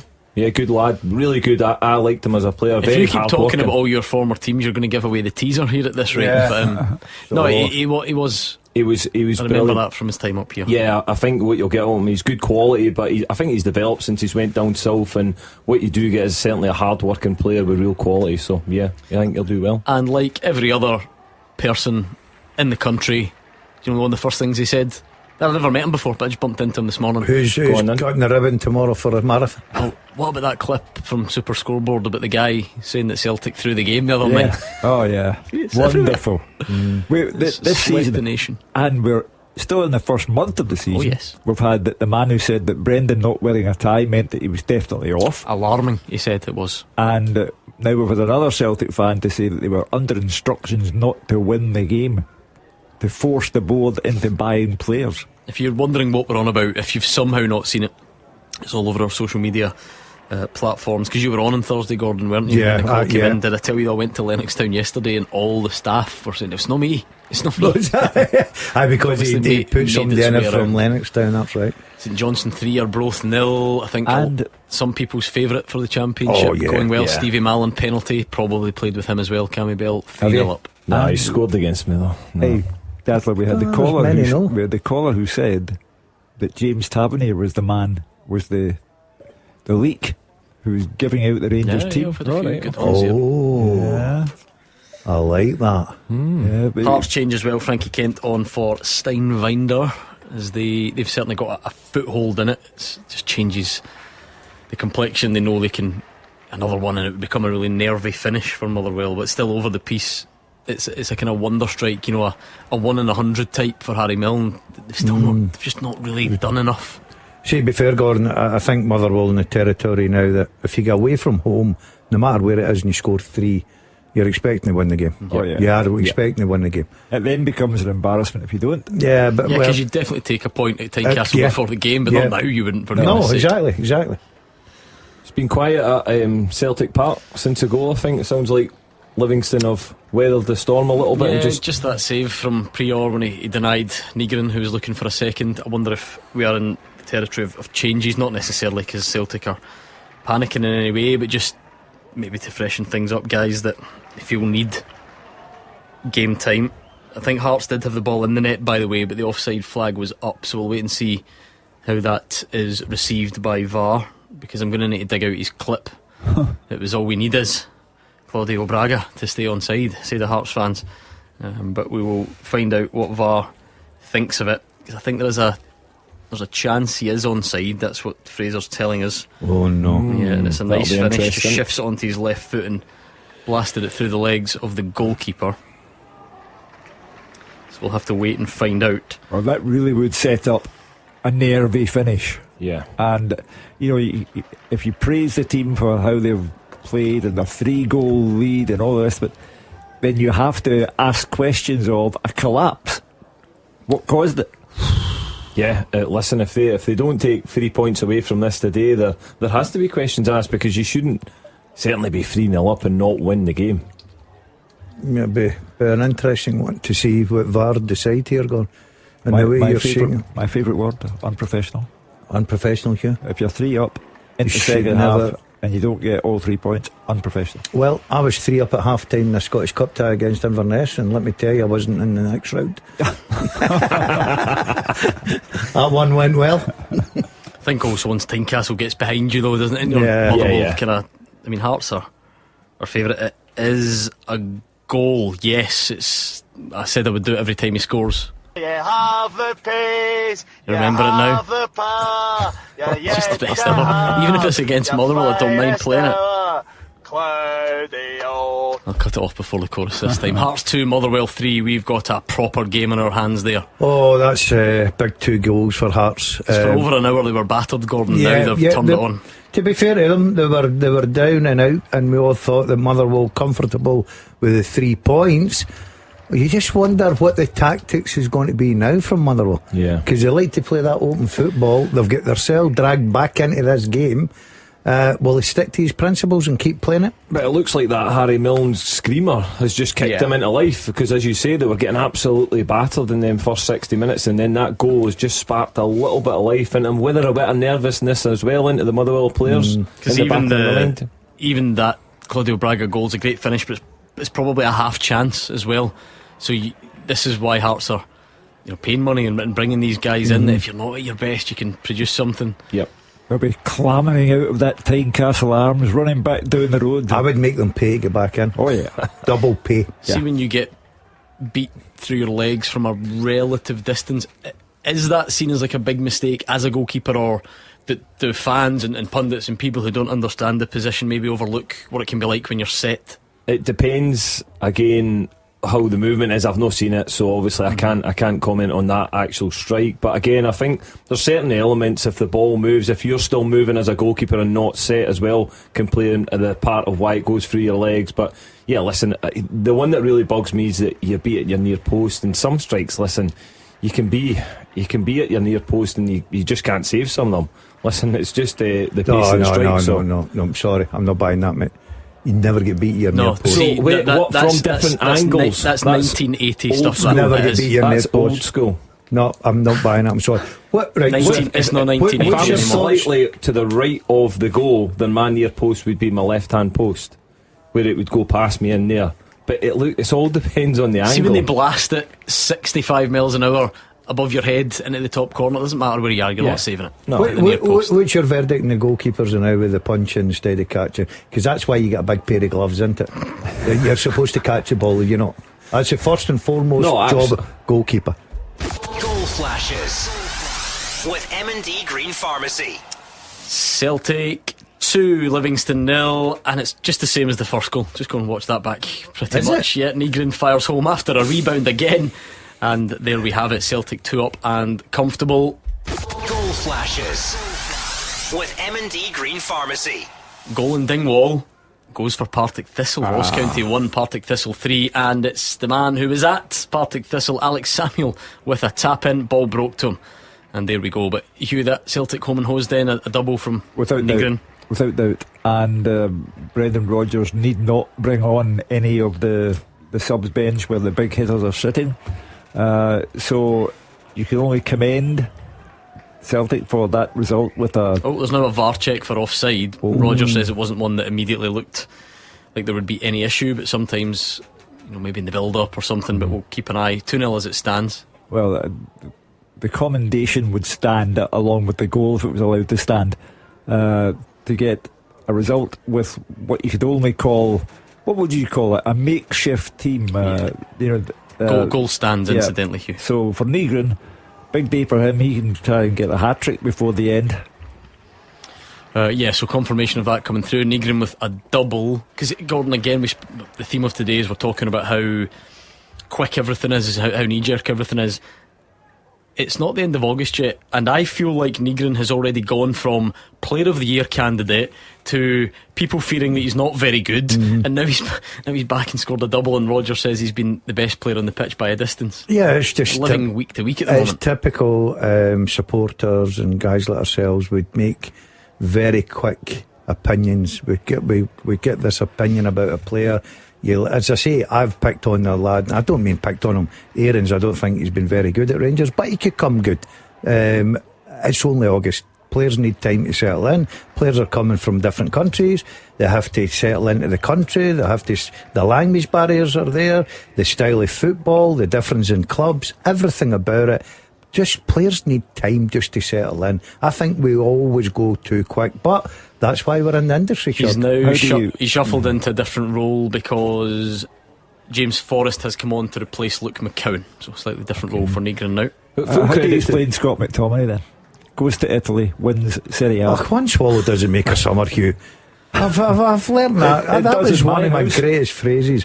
One swallow doesn't make a summer. Because Scott McTominay goes to Napoli and settles in. Every other player in the history of the game must also hit the ground running. Yeah. Come on. It doesn't happen. Anyway, let's go for the teaser if we can. I have played with Cammy Bell and Mark O'Hara.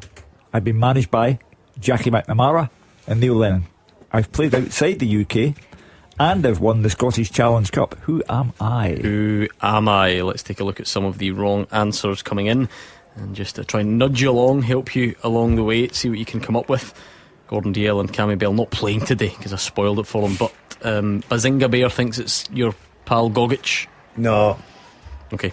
Scott Nick Scott's got another goal for Derek Riordan. No. Andrew Mack thinks it's Paul Kearney. Paul Kearney? Who's Paul Kearney? Lighten me, Paul Played Kearney. with Partick Thistle, Hibs, etc. Did you play with him, Cam? No. So it's definitely not No, him. it's not him. Anyway, Stevie May's booked for a foul on Engels. Kizaridis on for Forest for Hearts as they look for that equaliser. The roof would come off Tynecastle, as bad as they were for a long period. They're right back in this. And that'd be some comeback. It'd be incredible. You wouldn't put it beyond them, would you? No, certainly not. We can't see the game, so we don't know how Motherwell are reacting to this major setback. But I mean, could you rule out Motherwell scoring a fourth? No, it could. That could be a big result for Motherwell. Could ruin that half marathon tomorrow. The atmosphere in the town would be really, really down. So they need to hold on or get another goal shot. You would need to wait until Christmas. Maybe they actually switch on the Motherwell Christmas lights.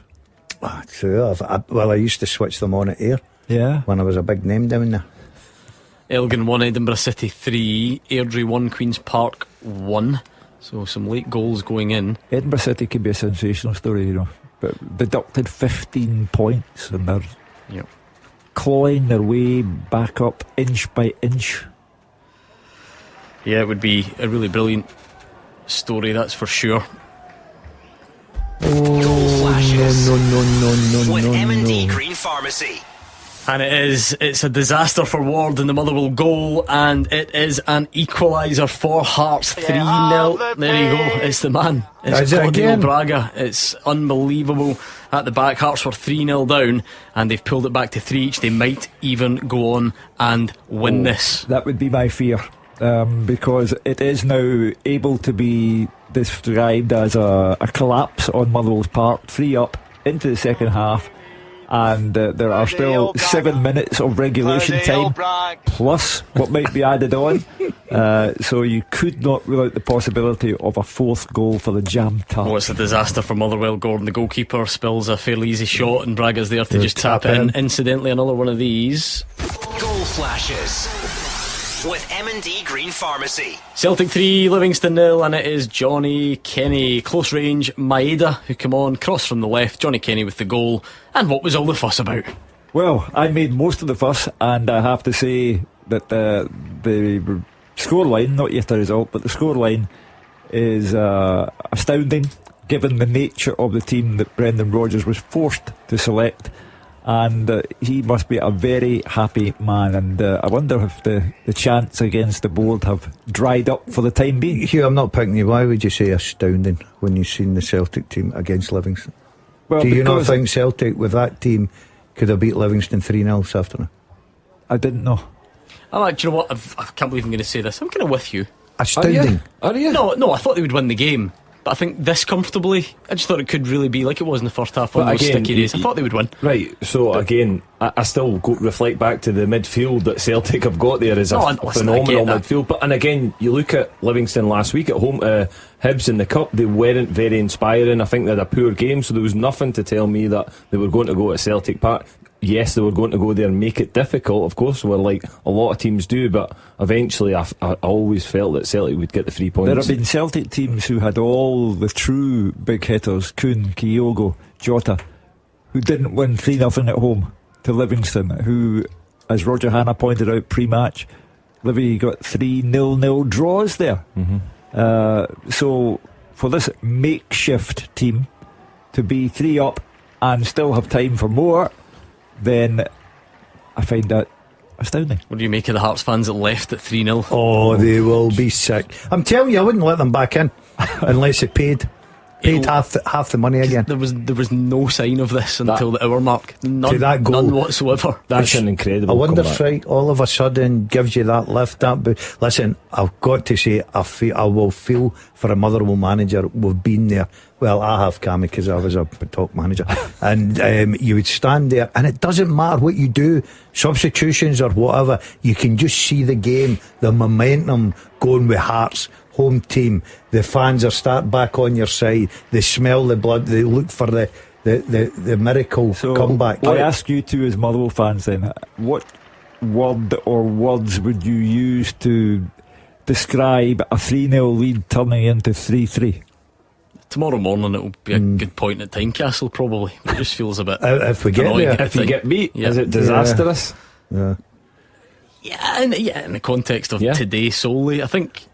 Oh, it's a sore one. I think when you look at the Hearts thing, we spoke about this briefly before, is their squad. Motherwell have just come close, actually. It was a 25-yard rocket from Fadinger. Clark was beaten, goes just wide. 3 minutes plus stoppage to go, so maybe 6 or 7, whatever it may be. They brought on Spittle, Braga, Beningame, so they're good players coming on, do you know what I mean? They're the guys that can change games, and Hearts have got that at their disposal.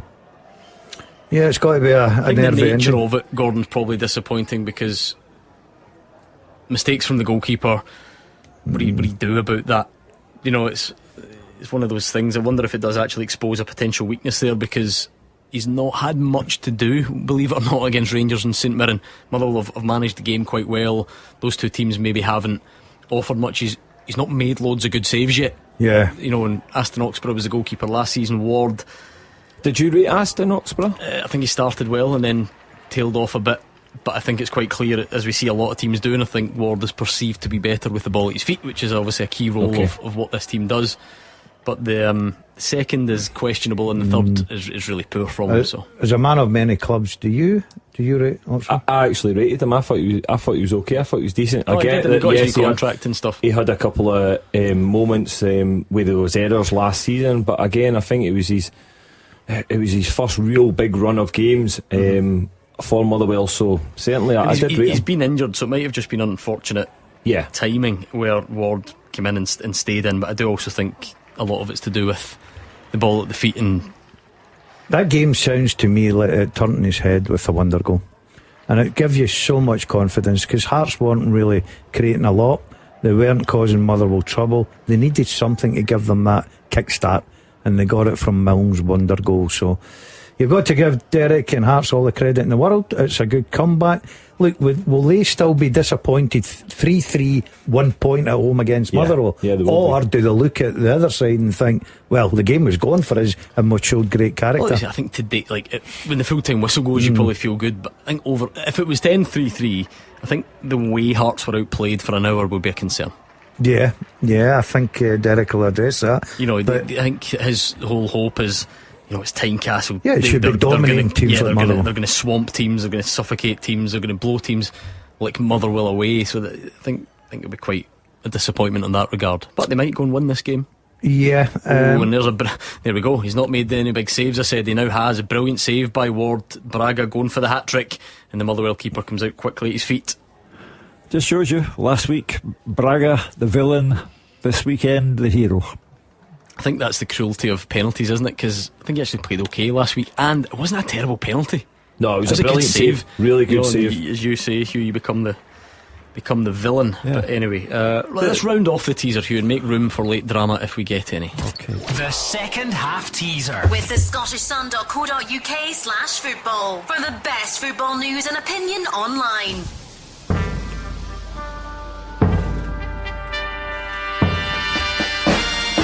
I have played with Cammy Bell and Mark O'Hara. I have been managed by Jackie McNamara and Neil Lennon. I have played outside the UK, and I've won the Scottish Challenge Cup. That makes me Simon Murray. Simon Murray, well outside the UK, of course, in South Africa. So well done if you got that right, and lots of you did. Let me see what the podium looks like. In third place we've got Micko. Second place Mark Brown. Well done to you, Mark.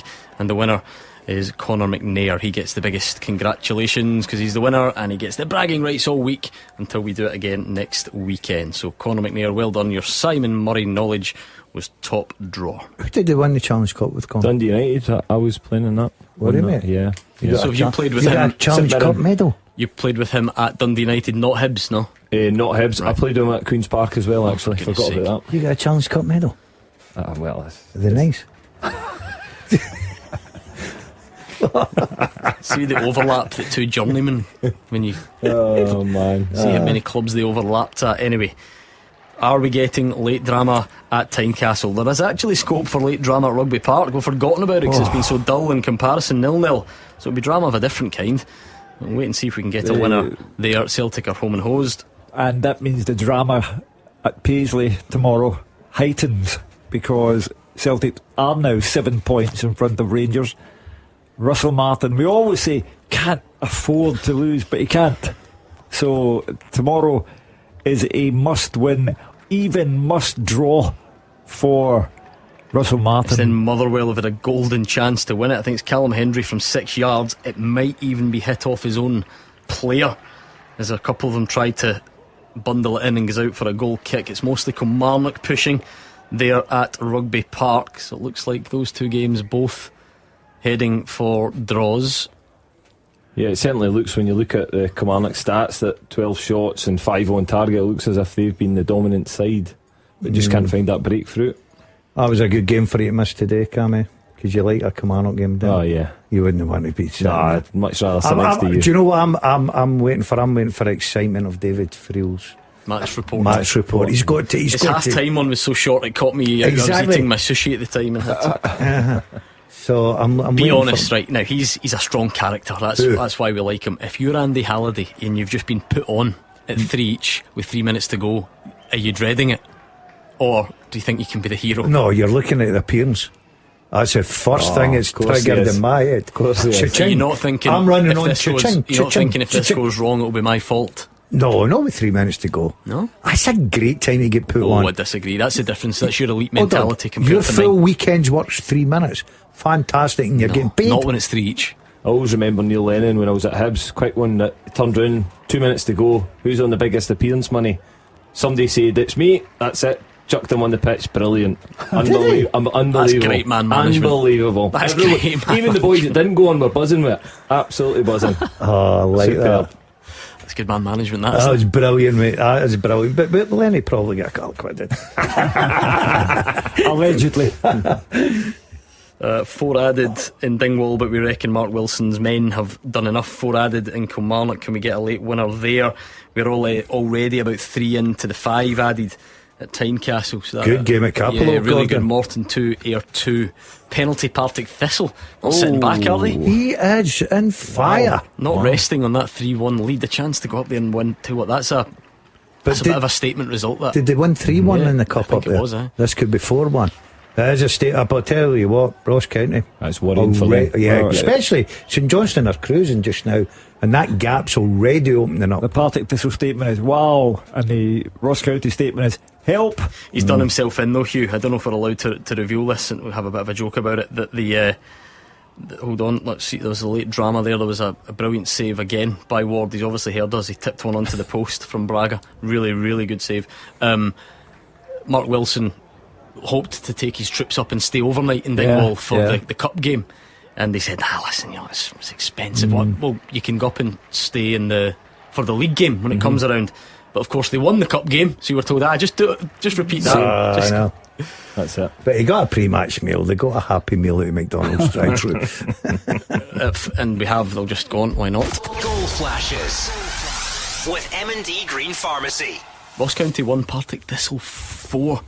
Lawless with the penalty, sent the keeper the wrong way. That's a fantastic result from our old buddy. Yeah, it's brilliant, absolutely brilliant. I didn't fancy him because I thought Ross County needed a big result, especially at home.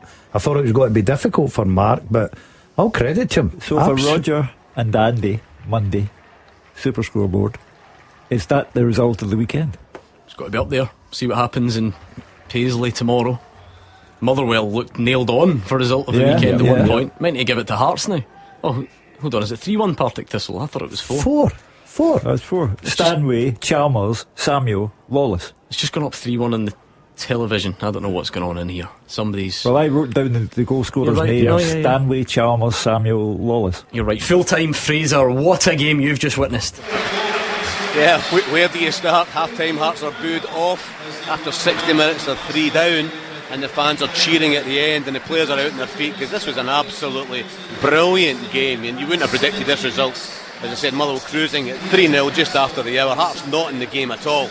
Then a goal from Harry Milne gave them a bit of hope, and Claudio Braga, who was brilliant in the second half, scored 2, could have had another 2 or 3. They got their team level, and then after that there was chances at both ends for the winner. Motherwell deservedly ahead at the break, dominated the game with excellent passing. The only goal to show, 21st minute, a short corner, it was squared across the box to Slattery, whose 20-yard shot, huge deflection. Sander Clark could do nothing, he was diving to his right, ball went into the left hand corner. Keeper was smart to save a Stamatolopoulos header to his left, and only first chance in the first 45 for Hearts was with Callum Ward, touched a Kabore shot to his left. 2 changes at break, no surprise from Derek McInnes. Beningame and Braga came on with Wilson and Kabore going off, but the little difference, 2-0 from Motherwell. A couple of minutes later, O'Donnell to Maswanisi, brilliant pass forward, lovely touch to Just, who then set up Wasmanisi, who scored, firing low across the goalkeeper into the back of the net. Harry Milne headed a Forest corner over as everyone at Hearts was shocked. Big spell of pressure, but it was Motherwell still dangerous, and a good move. Had Slattery's shot blocked in 61 minutes. It was 3-0. Stephen O'Donnell was brilliant,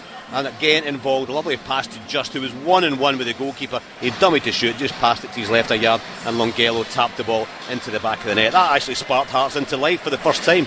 2 minutes later, Braga should have scored. Free header 8 yards out. The 64 minutes, Hearts did score, and they got a lifeline. A loose ball fell to Harry Milne on the left hand side of the penalty ball. Really good shot, he struck it brilliantly across the goalkeeper into the corner. Then 72 minutes, Hearts right back in it. Braga ran onto a long ball. He made a yard inside the box. He got his toe to and put the ball to give himself a finish. He went through the legs of Ward into the back of the net. The flag went up, VAR checked and awarded the goal. Then amazingly 3-3 on 81 minutes. Milne again involved, struck his shot well, but it was straight at Ward, who spilled it. A bad mistake by the goalkeeper, and Claudio Braga first to react to tap it in. But then you couldn't take a breath, because there was chance after chance at both ends. Fadinga inches wide, 25-yard rocket. Clark beaten. Braga then denied his hat-trick. Ward came out, stayed really well at his feet as the goalkeeper tried to lift it, and then a Braga shot in the closing second in stoppage time. It took a deflection. Brilliant save by the goalkeeper, who redeemed himself, Callum Ward, diving to his right to touch the ball onto the post. What a brilliant 90 minutes to watch. Excitement through, and although Motherwell got a point, I think it'll feel like a defeat for them. But a brilliant 90 minutes to watch. Great advert for Scottish football. Full time at Tynecastle. Hearts 3, Motherwell 3. I've solved the mystery. There was a breakdown in the line to Dingwall, and we didn't tell you that Alex Samuel's goal was ruled out for offside. There you go, the joys of live radio. I wholeheartedly apologise. Dave Galloway can confirm everything for us. Yes, indeed I can, and it has finished, Gordon.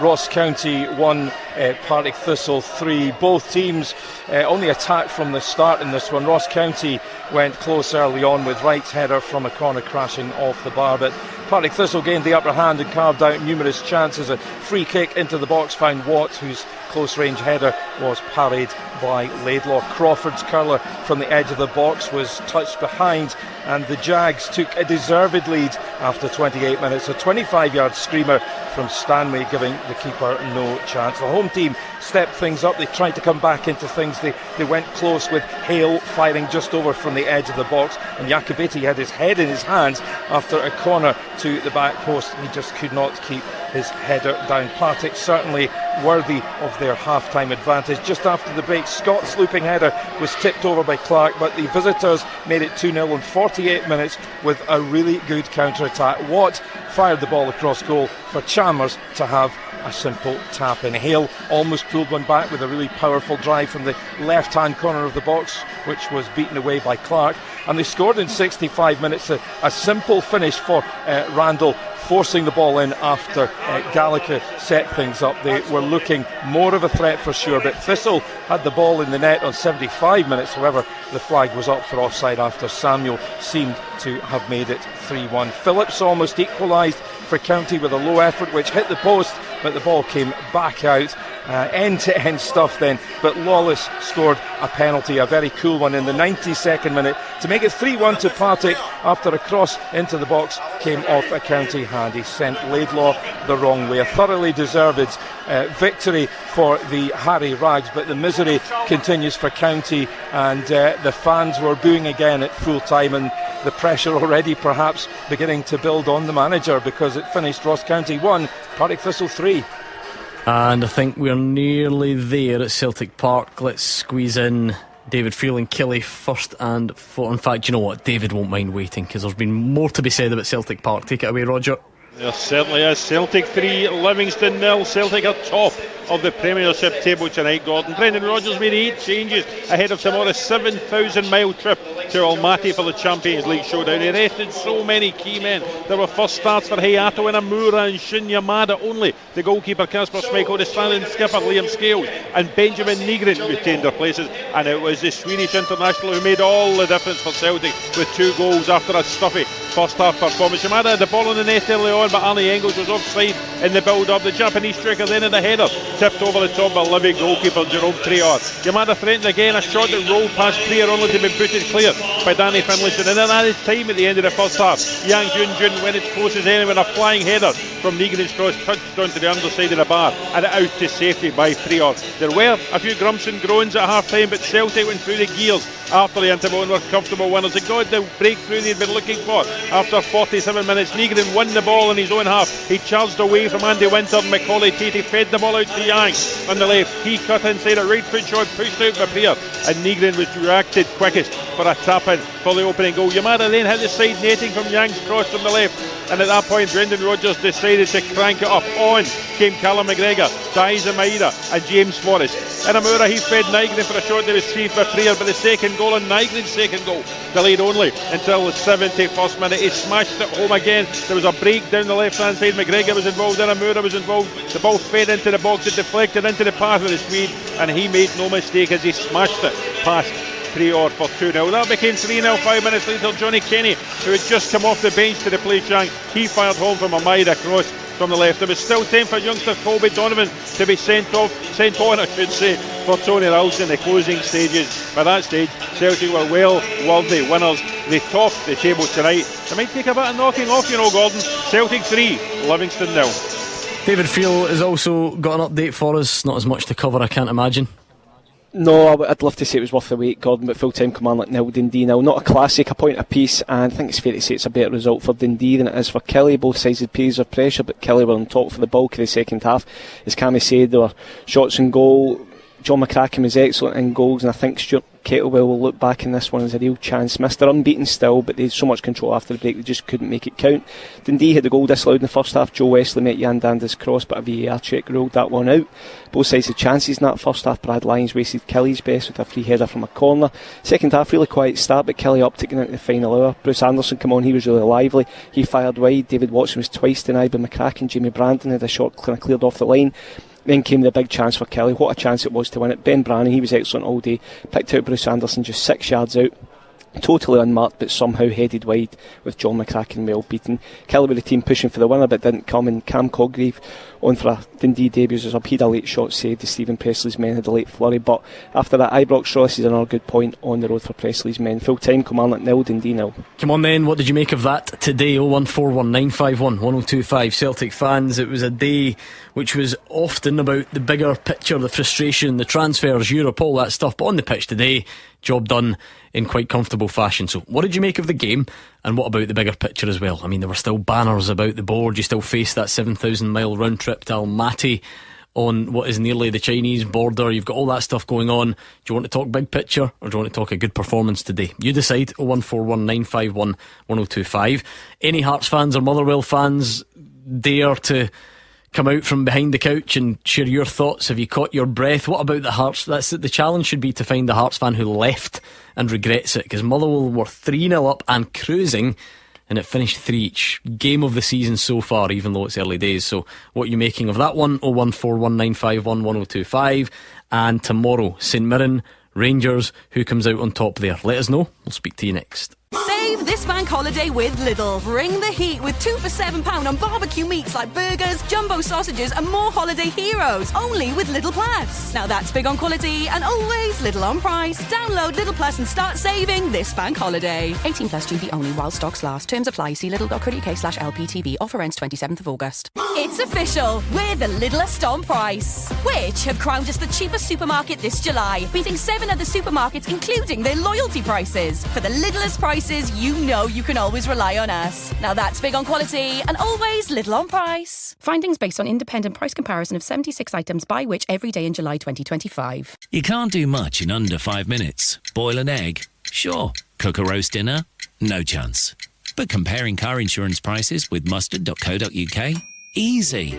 See what you could save in just a few minutes. Click mustard.co.uk. Authorised and regulated by the Financial Conduct Authority. See website for details.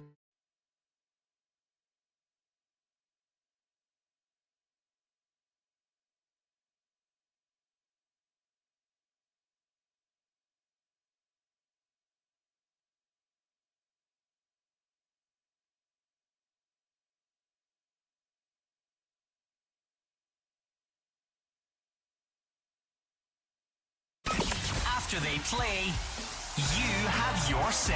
0141 951 1025. Clyde One Super Scoreboard's open line. Interesting day of football so far, with plenty more to come this weekend. So what have you made of it? What do you hope to make of it tomorrow? 0141 951 1025. Celtic fans, Almaty, signings, sack the board, 8 changes and a 3-0 win against Livingston off to Kazakhstan tomorrow. Sum that all up for us. Where are you with some of the above? Get your calls in, please. Motherwell and Hearts fans, what a game. Might be tough to beat that. Motherwell playing some brilliant stuff. 3-0 up and pegged back to 3-all. Might even have lost it in the end as well. What did you make of that one? Partick Thistle fans, it's another good win in Dingwall. I know you hate the place, I know you get bad memories of it, but that's a couple in a row now up there. Mark Wilson getting that championship points on the board. So again, calls in right now, please. And tomorrow, St Mirren fans, I wonder how you're feeling in all of this, because all of a sudden everybody on the outside has got you pegged as some sort of favourite for this game against Rangers. Does that make you uneasy? Do you prefer to fly under the radar and go in as underdog, or do you think you can relish the perceived crisis going on and take advantage of it? Let us know, please. 0141 1025. Paddy is on the line. Paddy, what did you make of that today from Celtic?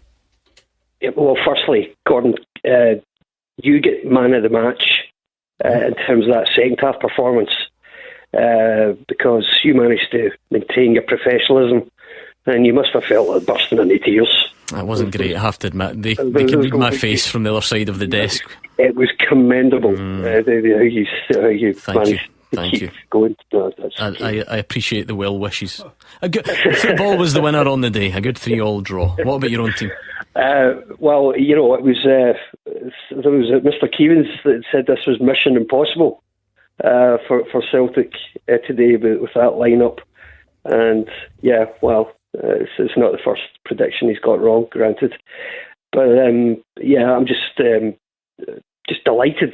I was excited actually with the lineup.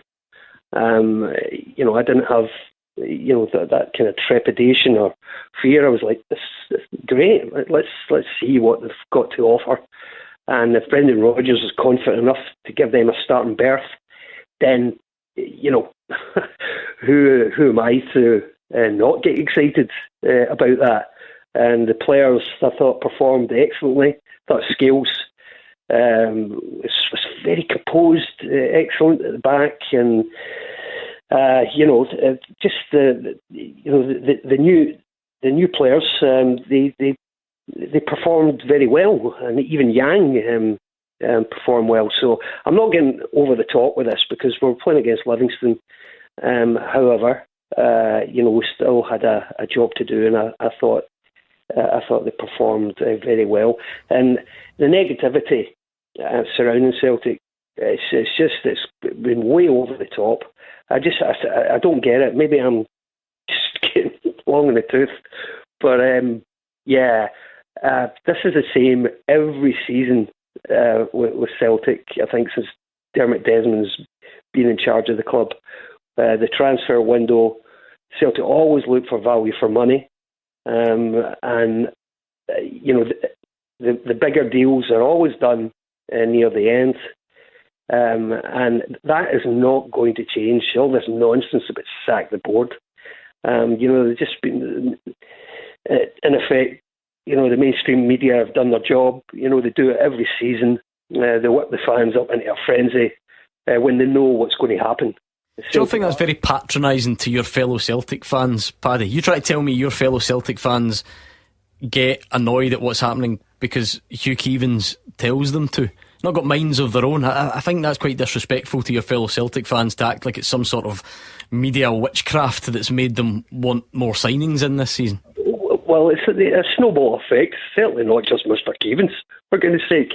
I was obviously being a bit facetious, but you seriously think that's what it is? You think all this is the media are painting some sort of unfair picture? It's just a fact that Kyogo left and wasn't replaced. It's just a fact that Nicholas Kuhn left and wasn't replaced. There's nothing me or Hugh or the Daily Record or the Sun or STV could say about that to change it. Surely your fellow Celtic fans, they know their stuff, they know their team, they know what they're seeing. Well, clearly they don't know their stuff, because Celtic conduct their business like this every single season that Dermot Desmond has been in charge. There are no exceptions to this rule. Dermot Desmond always looks for value for money. You look across the businesses he's got, the successful business empire he's got, that's what he does. And that is not going to change. Paddy, Near the end of the transfer window, you will see Celtic delivering, if they can, in terms of any potential players that they're trying to recruit. What if they're out the Champions League by then, though? They might not be, of course, but what if they are? Well, if they are, they are. That's there's no guarantees in football. There's no guarantees they could have said if you'd have brought those, or if you had paid over the odds for players who, incidentally, I think the type of player that they're going for, they're not going to come to Scotland to play football without knowing that Celtic. Done all right in the last few years, bringing players to not play. Paddy is one of these apologists. He's run down the Celtic supporters. If I had said what he said about the Celtic supporters, we'd be putting a cordon around this building. He's accusing the Celtic supporters of being unable to think for themselves, and he goes on about the player trading model and how Dermot Desmond does his business towards the end. Well, that takes us back to Adam Ida. On the last day of the transfer window, Celtic paid £9 million for Adam Ida, who isn't worth a fraction of that. So they also go to Kazakhstan tomorrow morning with their tie against Karat Almaty in the balance, and that's because not enough was done during the transfer window to send Celtic there in a better shape. And the major players, Kyogo, Kuhn, Jota, their absence, either through injury or transfers out of the building, that issue has not been addressed, and that's why the supporters are upset. And to say, well, that's that then, if they don't make the Champions League, I'm afraid that's not much of an explanation. That's that then. I think where Paddy's bang on, Gordon, though, today is and I like the way he struck the balance, because you're not going to go over the score about beating Livingston, but at the same time there probably was people waiting for Celtic to fail today, and it was an experimental team, and players did have to go and do their job, and they did it well. Yeah, I do agree. I think all eyes were on Celtic part, and especially you getting 0-0. You can probably hear the boos ringing in your ears. He made 8 changes today. I know that you look at that team and you're thinking, right, it's not really exciting me, because you want a stronger depth in squad. Of course you do. You wanted more players in. But at any time at all, I'm thinking, it's Celtic Football Club, it's Livingston. Livingston would need to have had a massive day and Celtic a real off day. Listen, they were comfortable 3-0. Damien, let's bring Damien in as well and see what he thinks. Damien, take it away. Just to talk about the last caller that was on there, Gordon, I think you hit the nail on the head. Patronising is the only word that comes to mind. He was absolutely miles off it, talking about Dermot Desmond and value for money. We're a team that have just paid £9 million for Adam Ida, £11 million for Arne Engels, because the board waited so long to act. in the transfer window, but about to gamble £40 million. It doesn't sound like value to money to me. He's an absolute landlord, and every fan in that stadium today chanting sack the board was absolutely bang on.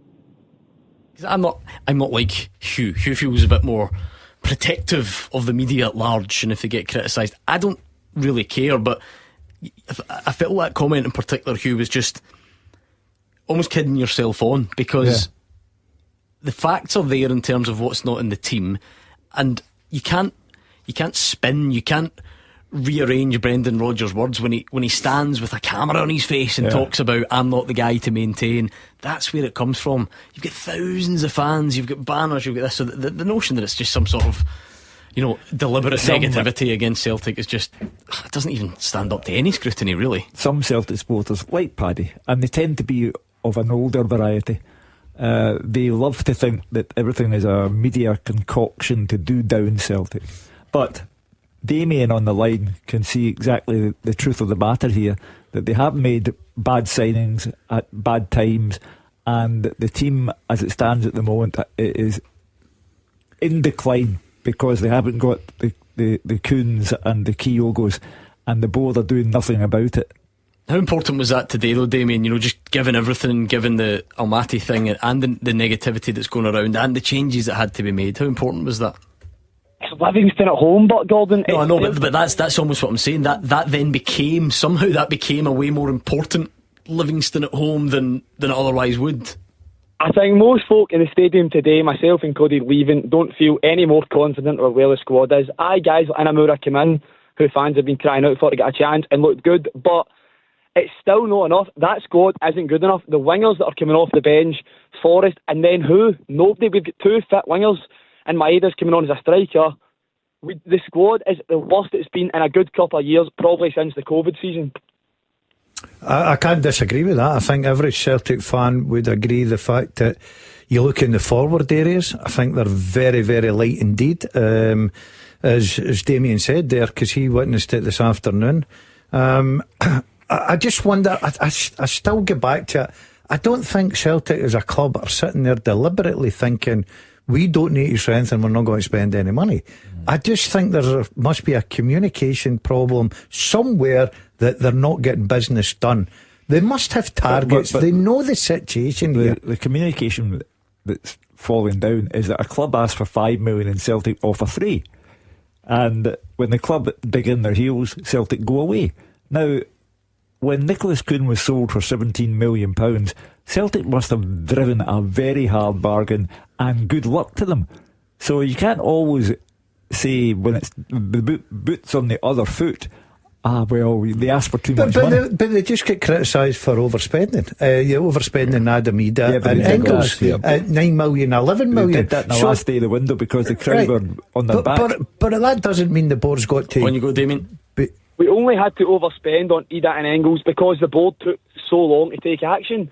Norwich were asking for 6 million for Adam Ida, and the Celtic board refused, and then they put the price up to 9 because they saw the money we were getting for O'Reilly. Augsburg only wanted 11 million for Engels because he was leaving on deadline day, because we took so long to get our targets in. We went on the pre-season tour to America last year and only managed to bring one goalkeeper who was needed because Joe Hart had retired, and the rest of the business was done after the pre-season tour. You wait that long, you pay a premium price. Everybody knows it in football, and yet we continue to do the same thing, and we're sleepwalking into what I think is going to be another COVID season disaster. Well, it maybe summed up that today then, because listening to Damien, and he probably does speak on behalf of a lot of Celtic fans, today then sounds like a kind of no-win situation, because you make 8 changes, you protect bodies for Kazakhstan, you win 3-0.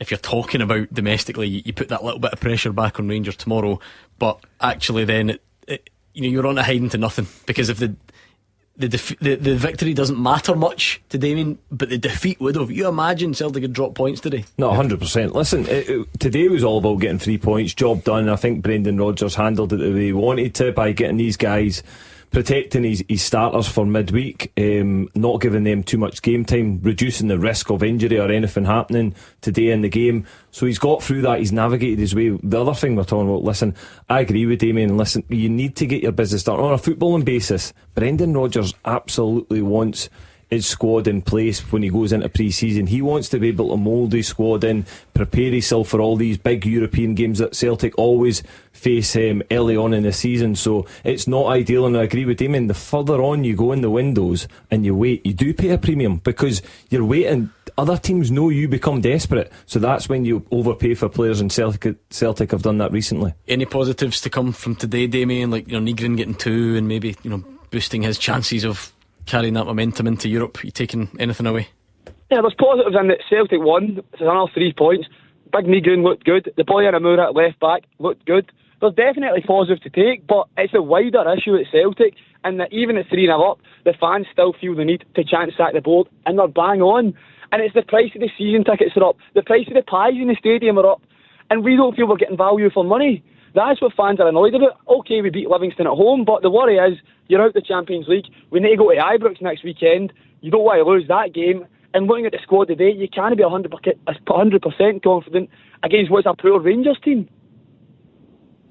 Yeah, well, you certainly wouldn't go to Ibrox with the team that started today's game. But taking things in chronological order, they'll put pressure on Russell Martin and Rangers tomorrow in Paisley. That's undeniable. There's a 7-point gap there now. Russell Martin will have to dwell on that one overnight. They go to Kazakhstan and they have to find goals, and at the moment that's the one area of the side. Alright, as Damien said, it's Livingston at Celtic Park. They've got goals out of Nygren and Johnny Kenny. That's not going to be the same as going to Kazakhstan, and they have to overcome history. No Scottish side has ever won in Kazakhstan, so it's there in front of Celtic. If they don't make the Champions League, the board will get the blame, not Brendan Rodgers. It does tell you the size of all this, Gordon, because I'm not saying this is wrong, but just pointing out that to start the league season, played 3, won 3, haven't conceded a goal, but it's not going to look in. That's how big all the other stuff is at the moment. No, it's all about the big tournament, the Champions League, Gordon. They've run a risk here. They've left themselves a little bit short going on to what the biggest game, obviously, for a long, long time. The riches that it brings. That's where Celtic want to be as a club. The fans want to go and see the top teams come to Celtic Park in the Champions League, and they've left themselves a little bit short. Even the fact that you count, and Alistair Johnston been out as well now for 3 months with that hamstring. They're short in the right back position. Forward areas, they're very, very short indeed. So it's going to be a big week for Celtic because they've got 2 massive games coming up, Tuesday and next Sunday. Some good points, well made, Damien. Thank you very much. 01419511025. What do you make of what you've heard so far? Agreeing, disagreeing? On Paddy's side or Damien's side, if that's the way to split it, Celtic fans? What about the games today as well? Hearts and Motherwell, what a cracker. Paisley tomorrow. Post-match reaction to come in. What's happening? Save this bank holiday with Lidl. Bring the heat with 2 for £7 on barbecue meats like burgers, jumbo sausages and more holiday heroes. Only with Lidl Plus. Now that's big on quality and always Lidl on price. Download Lidl Plus and start saving this bank holiday. 18 plus GB only while stocks last. Terms apply. See lidl.co.uk/LPTV. Offer ends 27th of August. And they're toe-to-toe here. Fungus hot on Foot's heels, just itching for victory. And now Foot starting to crack. But wait, what's this? It's Lamasil who leaves Fungus behind as they cross the line. What a relief. Lamasil Once, the only athlete's foot treatment that relieves symptoms, kills fungus and helps stop it coming back with just one application. Get feet off your mind with Lamasil. Available in most boot stores, subject to availability. Lamasil is a medicine that contains terbinafine. Always read the leaflet before use. Adults over 18. Verify at lamasil.uk.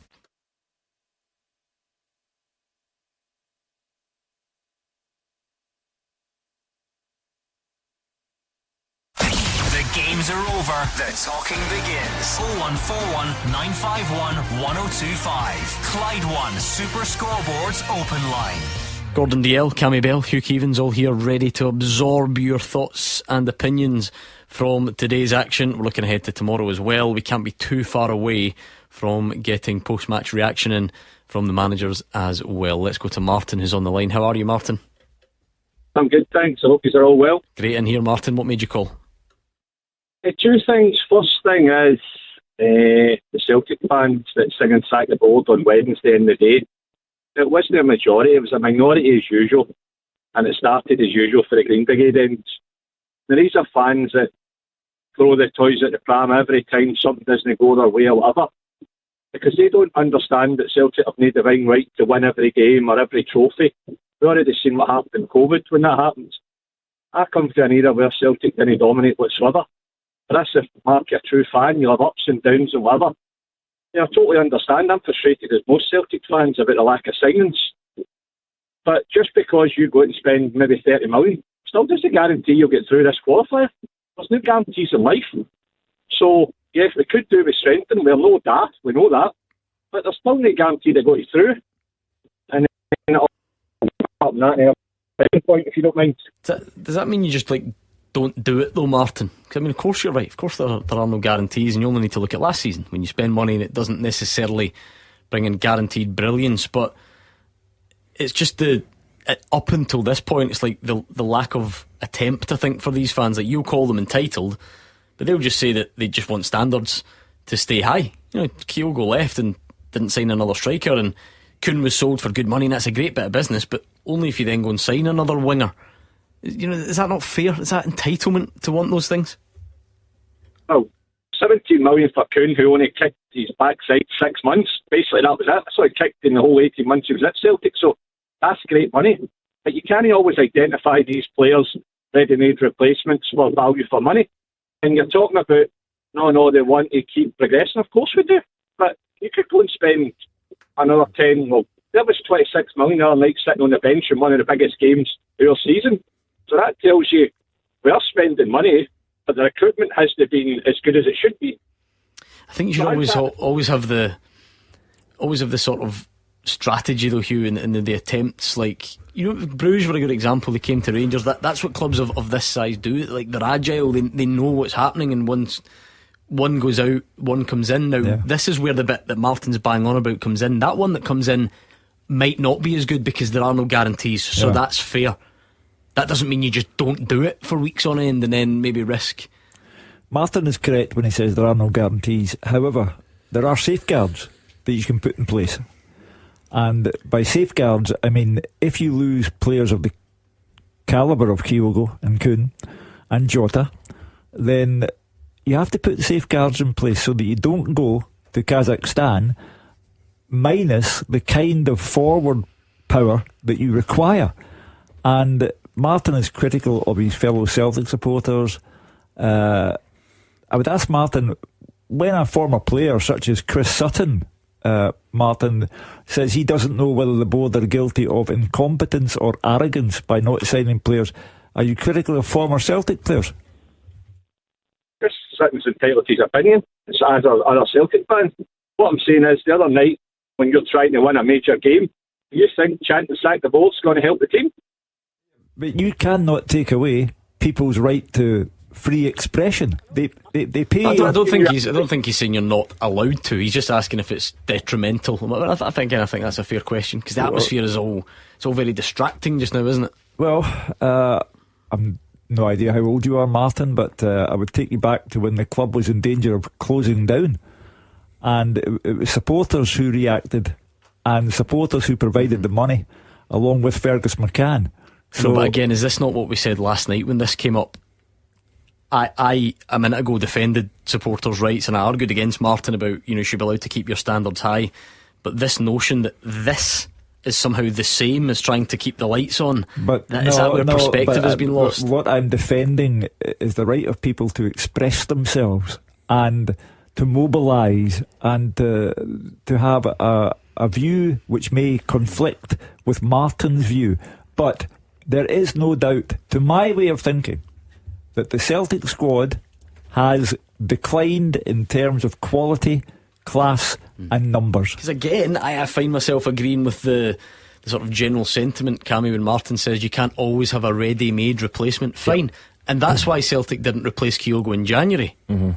But what about now? That's not ready-made. No, again, I don't know what the opposite of ready-made is, but that's 6 months down the line. Yeah, the planning's not been in place. And again, listen, Kyogo's left, Kuhn's left as well, which are two quality players for Celtic, and improved that over a long period of time.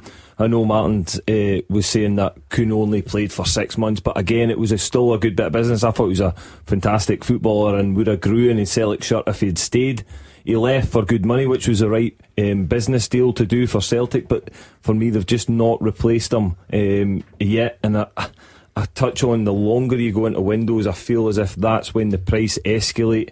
And again, you touch on looking at it from a footballing point of view, that Brendan Rodgers absolutely wants his squad as much as he can. It'll never be perfect, it'll never be always in place for pre-season, but you would want the bulk of his squad in place for pre-season so that he can work with these guys and get them up and running, so they're not behind when they start the season for these huge games. And it escalates the pressure on the midweek game, and we know how much money's riding on it as well. Yeah, look, I'm sort of in the middle here between Brendan Rodgers and the board, because I can see both sides of it. Now, we keep going back to this, we're leaving it late, and then all of a sudden the team that we're going in to buy players off have got a bargain, and like we paid too much for Celtic, paid too much for Ida and Ingalls, because the board must know that. They run the club brilliantly financially, so the board will know that. So I don't think the board are deliberately going, do you know what, we're going to wait to the last night of the window and then we're going to be held by ransom and we've got to overpay. I don't think that's the case. I think that Brendan Rodgers wants one calibre of player, and I think the board want another one, and they're somewhere in the middle to be found. Anything to take away from today specifically, Martin? I thought it was a really enjoyable game. Yep. I mean, I've got to be honest, I've seen the line-up, there was a bit Livingston came on at 8 teams that hard to break down, always give a difficult game, but I thought by and large Celtic were very good today, good control, good goals. Was Nygren the standout? For Tuesday, because the standout for me was probably Nygren, and then followed by Dane Murray. I thought he was outstanding today. Made one bad pass, but he rectified it with a great block.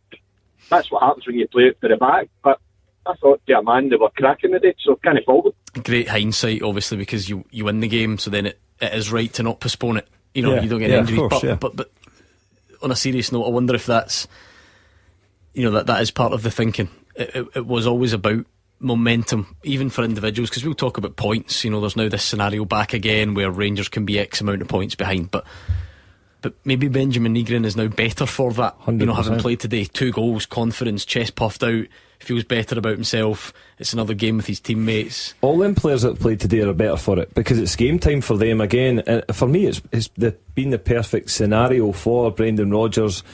He's got through the game. It looked as if it was, certainly Martin said, it was a good performance, comfortable victory, which the Celtic fans expect. But when you put a lesser team or listen, guys that haven't had as much game time, and you rest your players that will start the game midweek, then there's always that risk element, there's always that question mark, which we were questioning before the show started. So for me, it's worked out absolutely perfect for Brendan Rodgers. He's got guys extra game time, he's won the game of football, and he moves on full focus on midweek, and it's a massive. I totally agree. This time of season, Cammy, he would have been foolish not to take that game on. He's made 8 changes, he's got guys up to speed, he's got minutes in their legs. He might need them over the next 2 or 3 important games, so he needs to get game time into them. He took the game, Livingston at home. Look, I was going to need a big ass Livingston to get anything, and I know you look at the team and think, oh, what a great opportunity, but there's still big players in that Celtic team that were good enough and showed that today. Come on, you Motherwell fans and Hearts fans, that's game of the season surely so far, and might take some beating. So what did you make of it? Let us know right now, please, on 01419511025. We'll get post-match reaction from the managers. Thank you to Martin for his thoughts. Benjamin Nygren, Hugh, would he be the obvious beneficiary from today? Yeah, I thought it was very quiet against Almaty in midweek, but he scored 2 goals. His head's in a better place now. He goes there. Celtic are going to need Nygren, they're going to need Maeda, they're going to need Hatate, the conventional goal scorers spread throughout the team. They're going to really need them, because if they go in front in Kazakhstan, they might yet be in the Champions League, but I still think at the moment it's a long shot. You just wonder if that changes Brendan Rodgers' thinking, right? He's brought him in there, he's played him Midley Park, plays him in the wide area today, gets 2 goals. He needs bodies in the wide area. Does he bring Ingalls back into Midley Park? Forrest, Nigrin and Maeda maybe through the middle, gives him that bit of pace, bit of experience, and obviously Maeda with the goals. There might be a bit of that forced. Adam, he does get a knee injury and didn't feature at all today. Johnny Kenny comes on, scores, but you can't see him starting over there in one of the biggest games. So I think that could be interesting to see how he's going to develop that. I think he likes him in the middle of the park, but he's played him wide today, 2 goals, Ingalls comes in there, and all of a sudden your front three look not too bad at all. Yeah, again, it's the confidence thing as well. You've scored 2 goals, you've built momentum from that game. He'll be looking forward to being involved midweek. And again, when you're scoring goals and you're confident, you've won a game of football, everything looks completely different for you. So, yeah, listen, I think certainly the front three, as you mentioned there, does look a little bit more attacking and got goals in them. I think if Brendan Rodgers was asked directly, he would definitely say this was about a distinction between domestic football and European football. But it's interesting, this Inamura stuff, isn't it? Just how strongly he was in his criticism of Inamura the other day. And again, it was a question about the Champions League squad and why he wasn't in it. But he went quite far in his, like I say, his comments about his defensive deficiencies and how maybe a loan would be better, that sort of thing. Comes in today and plays and does quite well. Yeah, but here Celtic fans coming on here and we're quite impressed with him. Maybe listen, the guy obviously knows what the manager said. He's given an opportunity today. He's maybe went out there with the attitude of I'm going to show you what I'm all about, what I can do here. I'm going to prove you wrong. I did think it was very strange for Brendan to be as critical, I think, as to one of his players. All about standards. He said not a chance of playing in the Champions League at this stage, but against Livingston at home, he'll handle it. Where your defensive capabilities are not tested. No. I don't think Livy attacked again, very much. What Brendan Rodgers, I'm pretty sure he'll be delighted with his performance today. Again, he was saying that he's not ready for the Champions League. I don't think he spoke about him being ready for domestic football. And again, he's shown today that he can obviously put in a performance, do a job if he's asked upon. And listen, it might just slightly change Brendan Rodgers' mind. It maybe a longer term project that he's looking at with him and building his confidence and obviously getting him to the standard that he wants. But yeah, listen, he sounds as if he's had a good game today. Okay, we're going to start the post-match reaction. We're going to hear from the managers next and look ahead to tomorrow, and still more to do from today as well. How will we squeeze it all in? Still keen to hear from you Motherwell and Hearts fans. That was brilliant today. We'll speak to you next.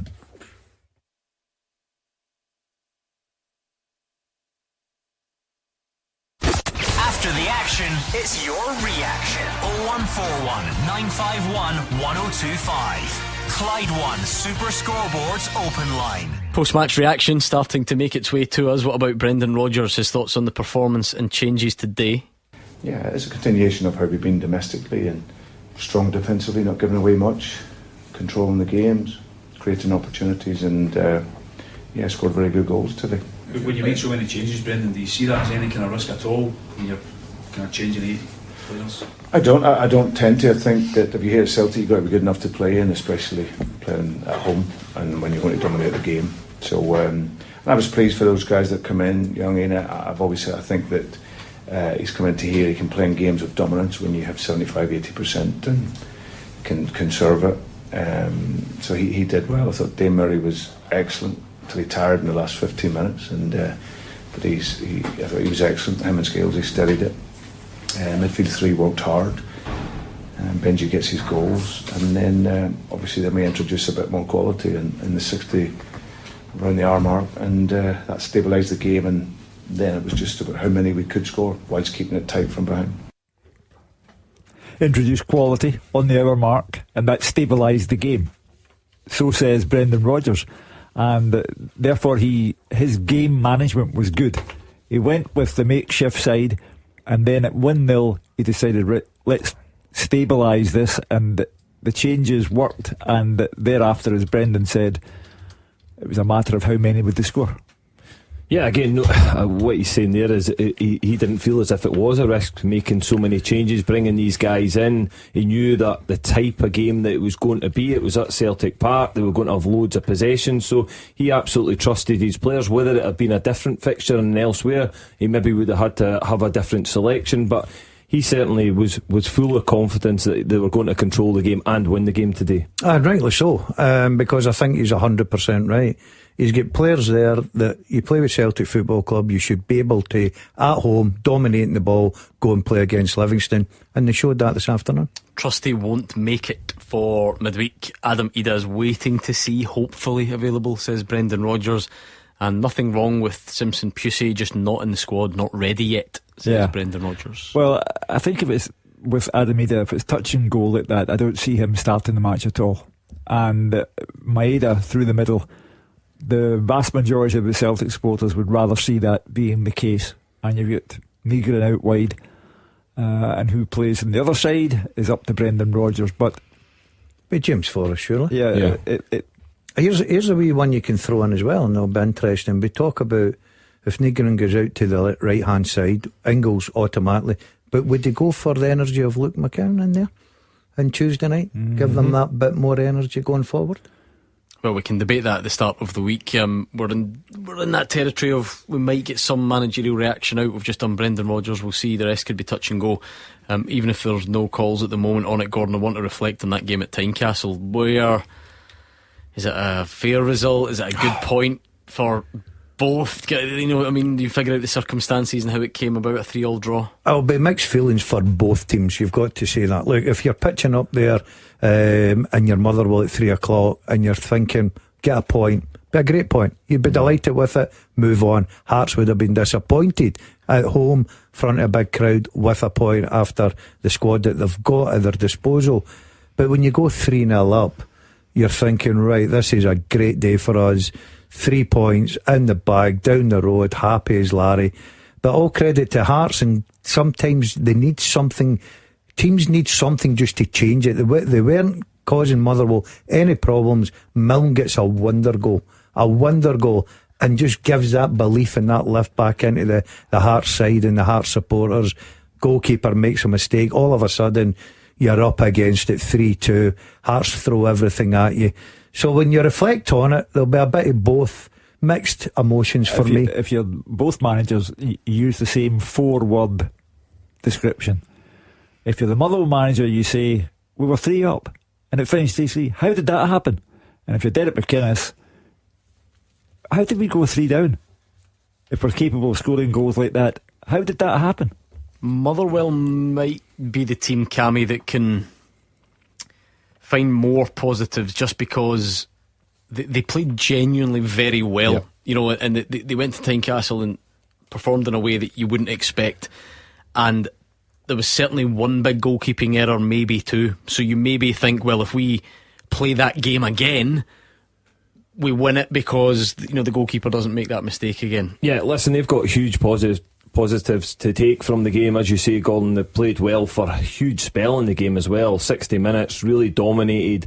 And then it's a wonder goal as well that sparks Hearts into life. And then you say potentially 2 goalkeeping errors, or the goalkeeper should have done better at certainly the 2 goals after that. So yeah, when you break it down, I think Motherwell will be the happier. Probably concerning for Derek McInnes that for 60 minutes of the game they were outplayed, and especially because it's at Tynecastle as well. So I think Derek will be happy that he's got a point out of it at the end. But again, probably a little bit of food for thought for both of them. If you're in the Motherwell camp just now, you've looked at the start of the season, right? And you've looked at 3 difficult games, and out of 9 points you've only picked up 3. You know, it's sort of an unbeaten start against those 3 teams. Playing well would please you, wouldn't fine it? lines, and that's what I think would probably disappoint the Motherwell manager more today. He had the 3 points in his hands, Gordon, and all credit to Hearts. They come back with a good fight back. What it did do, though, is perhaps take away some of the criticisms that the final third is going to be an issue. Now, there are other issues that appear today, but the thing that's been in common with the Rangers game, the St Mirren game, and even the win against St Johnstone in the Cup is that they're getting to the final third, but there's no cutting edge. But they went 3-0 up, you know, they showed a big cutting edge. It flipped today, didn't it? They were getting all the plaudits for, you know, the way they defended, especially when they had 2 full-backs in at 2 centre-half positions, and they were playing out for the back and playing good football, and defensively they were very tight. You go away from home, or even at home, you score 3 goals, I don't care who you are, you're expecting to go and win the game. You really are. So flipped it today. The guys up front, they produced the goods, and the back door was open 3 times, which really, really hurt them. Okay. The full gamut of emotions. Everybody's happy about some aspects of it. Everybody's unhappy about other aspects of it. You can't be 3 up and draw 3-3 and be happy. You can't be 3 down and draw 3-3 and be unhappy. Let's bring in Brian and take our first nod ahead before we bring the show to a close to tomorrow in Paisley. Brian's a Rangers fan. What's on your mind, Brian? Well, thanks for letting me on, and hi panel. Before I go into the point about my team, twice a night the COVID title has been said, and that was the season, of course, that Celtic failed to win their 10. Right, it certainly hurts them, no doubt about it. If I can just remind them, there was no fans in the stadium, but we won that title on the pitch. The previous season, Celtic were awarded their title in a Zoom call. Okay, I'll go on to my point. I don't, Brian. It was more just Celtic fans saying it was like a criticism to say like that season showed how you can go from being strong to suddenly not being strong. Not everything needs to be this like sort of point scoring Celtic Rangers thing. So let's not worry about it. I disagree with you, Gordon. It's a comfort blanket for them. Brian, if you listen to the calls, think of the context of them. That's what it was. It was about when Celtic stopped winning compared to winning. That is honestly all it is. If you think we were debating the finer details of COVID seasons today out of nowhere, then that clearly we weren't. Okay, now going to my point. Sometimes things get to a really, really low point, and certainly the first 20 minutes Tuesday night was certainly the lowest point for Rangers this season. I think the only way to go now is up the way. Now, this is my opinion, of course. I think we'll start by winning and performing at St Mirren tomorrow. I agree with you, we've probably given ourselves too much and Bruce, they're good sides. I think we'll be trying to do it, but it might just be too much for us. And the game at Ibrox next week will take care of itself. Hugh, listen, it's just prediction time, that's fine. Brian reckons Rangers might win tomorrow. They may well. Russell Martin could really be doing with it, couldn't he? Just change things a little bit for him. Without question. He's under severe pressure. Brian will obviously be in his corner, but I would say that the majority of Rangers fans are on Russell Martin's case. Therefore he needs to win against St Mirren and needs to beat Celtic for the ship to be steadied. If he wins both of those matches, he's back on course, particularly the Celtic game. But tonight, the last thing you think about is that Celtic have that 7-point lead, and Rangers agreed to play St Mirren after first of all thinking about postponing the match because they couldn't have it that Celtic came to Ibrox with the possibility of going 10 in front. So Russell Martin absolutely has to win that game tomorrow. Brian is hoping that Tuesday's first half was rock bottom, Gordon, and the only way is up. I mean, naturally, because this is the way opinions work, some people will see that it was just a continuation. You know, it's a worry going forward that those things might be repeated, so only time will tell. Yeah, it is a worry. If you're a Rangers fan just now, you are worried because there's a big majority of the fans turned against the manager already, and we keep talking about we're only still in August. He's got massive games coming up. I don't think there's any chance whatsoever he can overturn that in Belgium. So his next 2 league games are so important to him, and he has to at least perform. I think if he wins tomorrow, and I would still fancy Rangers. I know it'll be difficult in Paisley. I know the way St Mirren go about their business will be very hard to beat, but I still think Rangers will have enough quality to win the game. And then even if he gets a draw next week or anything more, then he can settle down and start his Rangers career for me. Brian, what is it in particular that gives you the faith tomorrow is the start of turning things around? Well, second half against Bruges, and yes, they probably did drop off, but we played with a lot more intensity. Scored a good goal. That was the other thing I was thinking. Danilo, who, bear in mind, has not played regularly for Rangers because of injuries, but he's been used a lot pre-season, beginning of the season, because of other injuries. That will give him confidence. I thought the left back we brought in, I thought he brought us balance to the team. Gassama, I thought, was excellent in the second half. And Asgard, he's one of the players, when we brought him in, I had a wee look at him.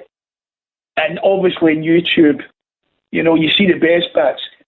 But he looked a player that can sniff out chances from midfield and, get to space. Obviously, defensively, we're going to need to, tighten up.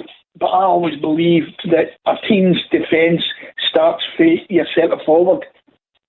If he's not doing his job, and then there's problems, you're letting the team come on to you.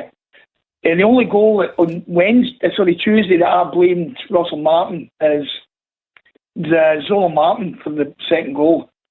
I feel that, see if that continues not to work, I think we should ditch it and go with Man Martin. Cammy, what do you think about tomorrow generally? Because we always, St Mirren have earned the right for it to be considered a sort of nightmare place to go. I think we'll see that play out tomorrow. No, listen, Paisley's a tough place to go. It has been over the last few years. It's not just recently in Rangers' situation. It's a tough place for anyone to go. But listen, I think Rangers, they need to turn the corner at some point. For me, the biggest worry is defensively. They're giving up far too many opportunities, and if they do that tomorrow again, they'll lose goals, and it puts themselves in a real vulnerable position that they need to then go and score more than the opposition. So they need to tighten up. The next 3 games starting tomorrow, they need to make sure they're not giving as many opportunities to the opposition. Certainly midweek, if they want to give themselves any hope, they need to be much more tighter defensively, and that goes for the Old Firm game as well at the weekend. I've said this, Gordon, it depends if you're talking the literal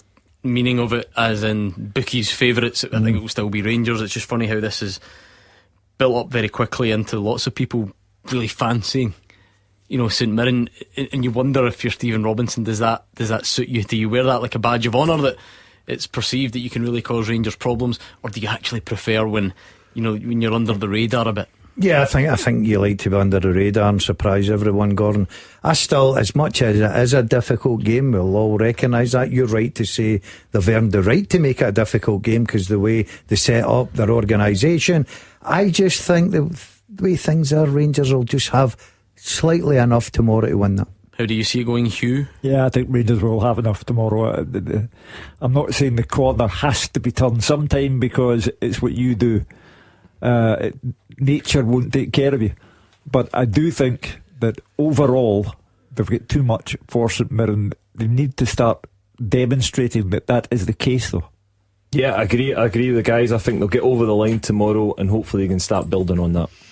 Okay, that is pretty much us for Saturday afternoon. Thank you to Cammy Bell, Gordon Dalziel, and to Hugh Keevins. The biggest thanks, as always, does go to you for listening, for calling, for tweeting, however you interact. Even if you don't interact at all, it's great to have you listening. Don't forget, you can catch up wherever you get your podcasts.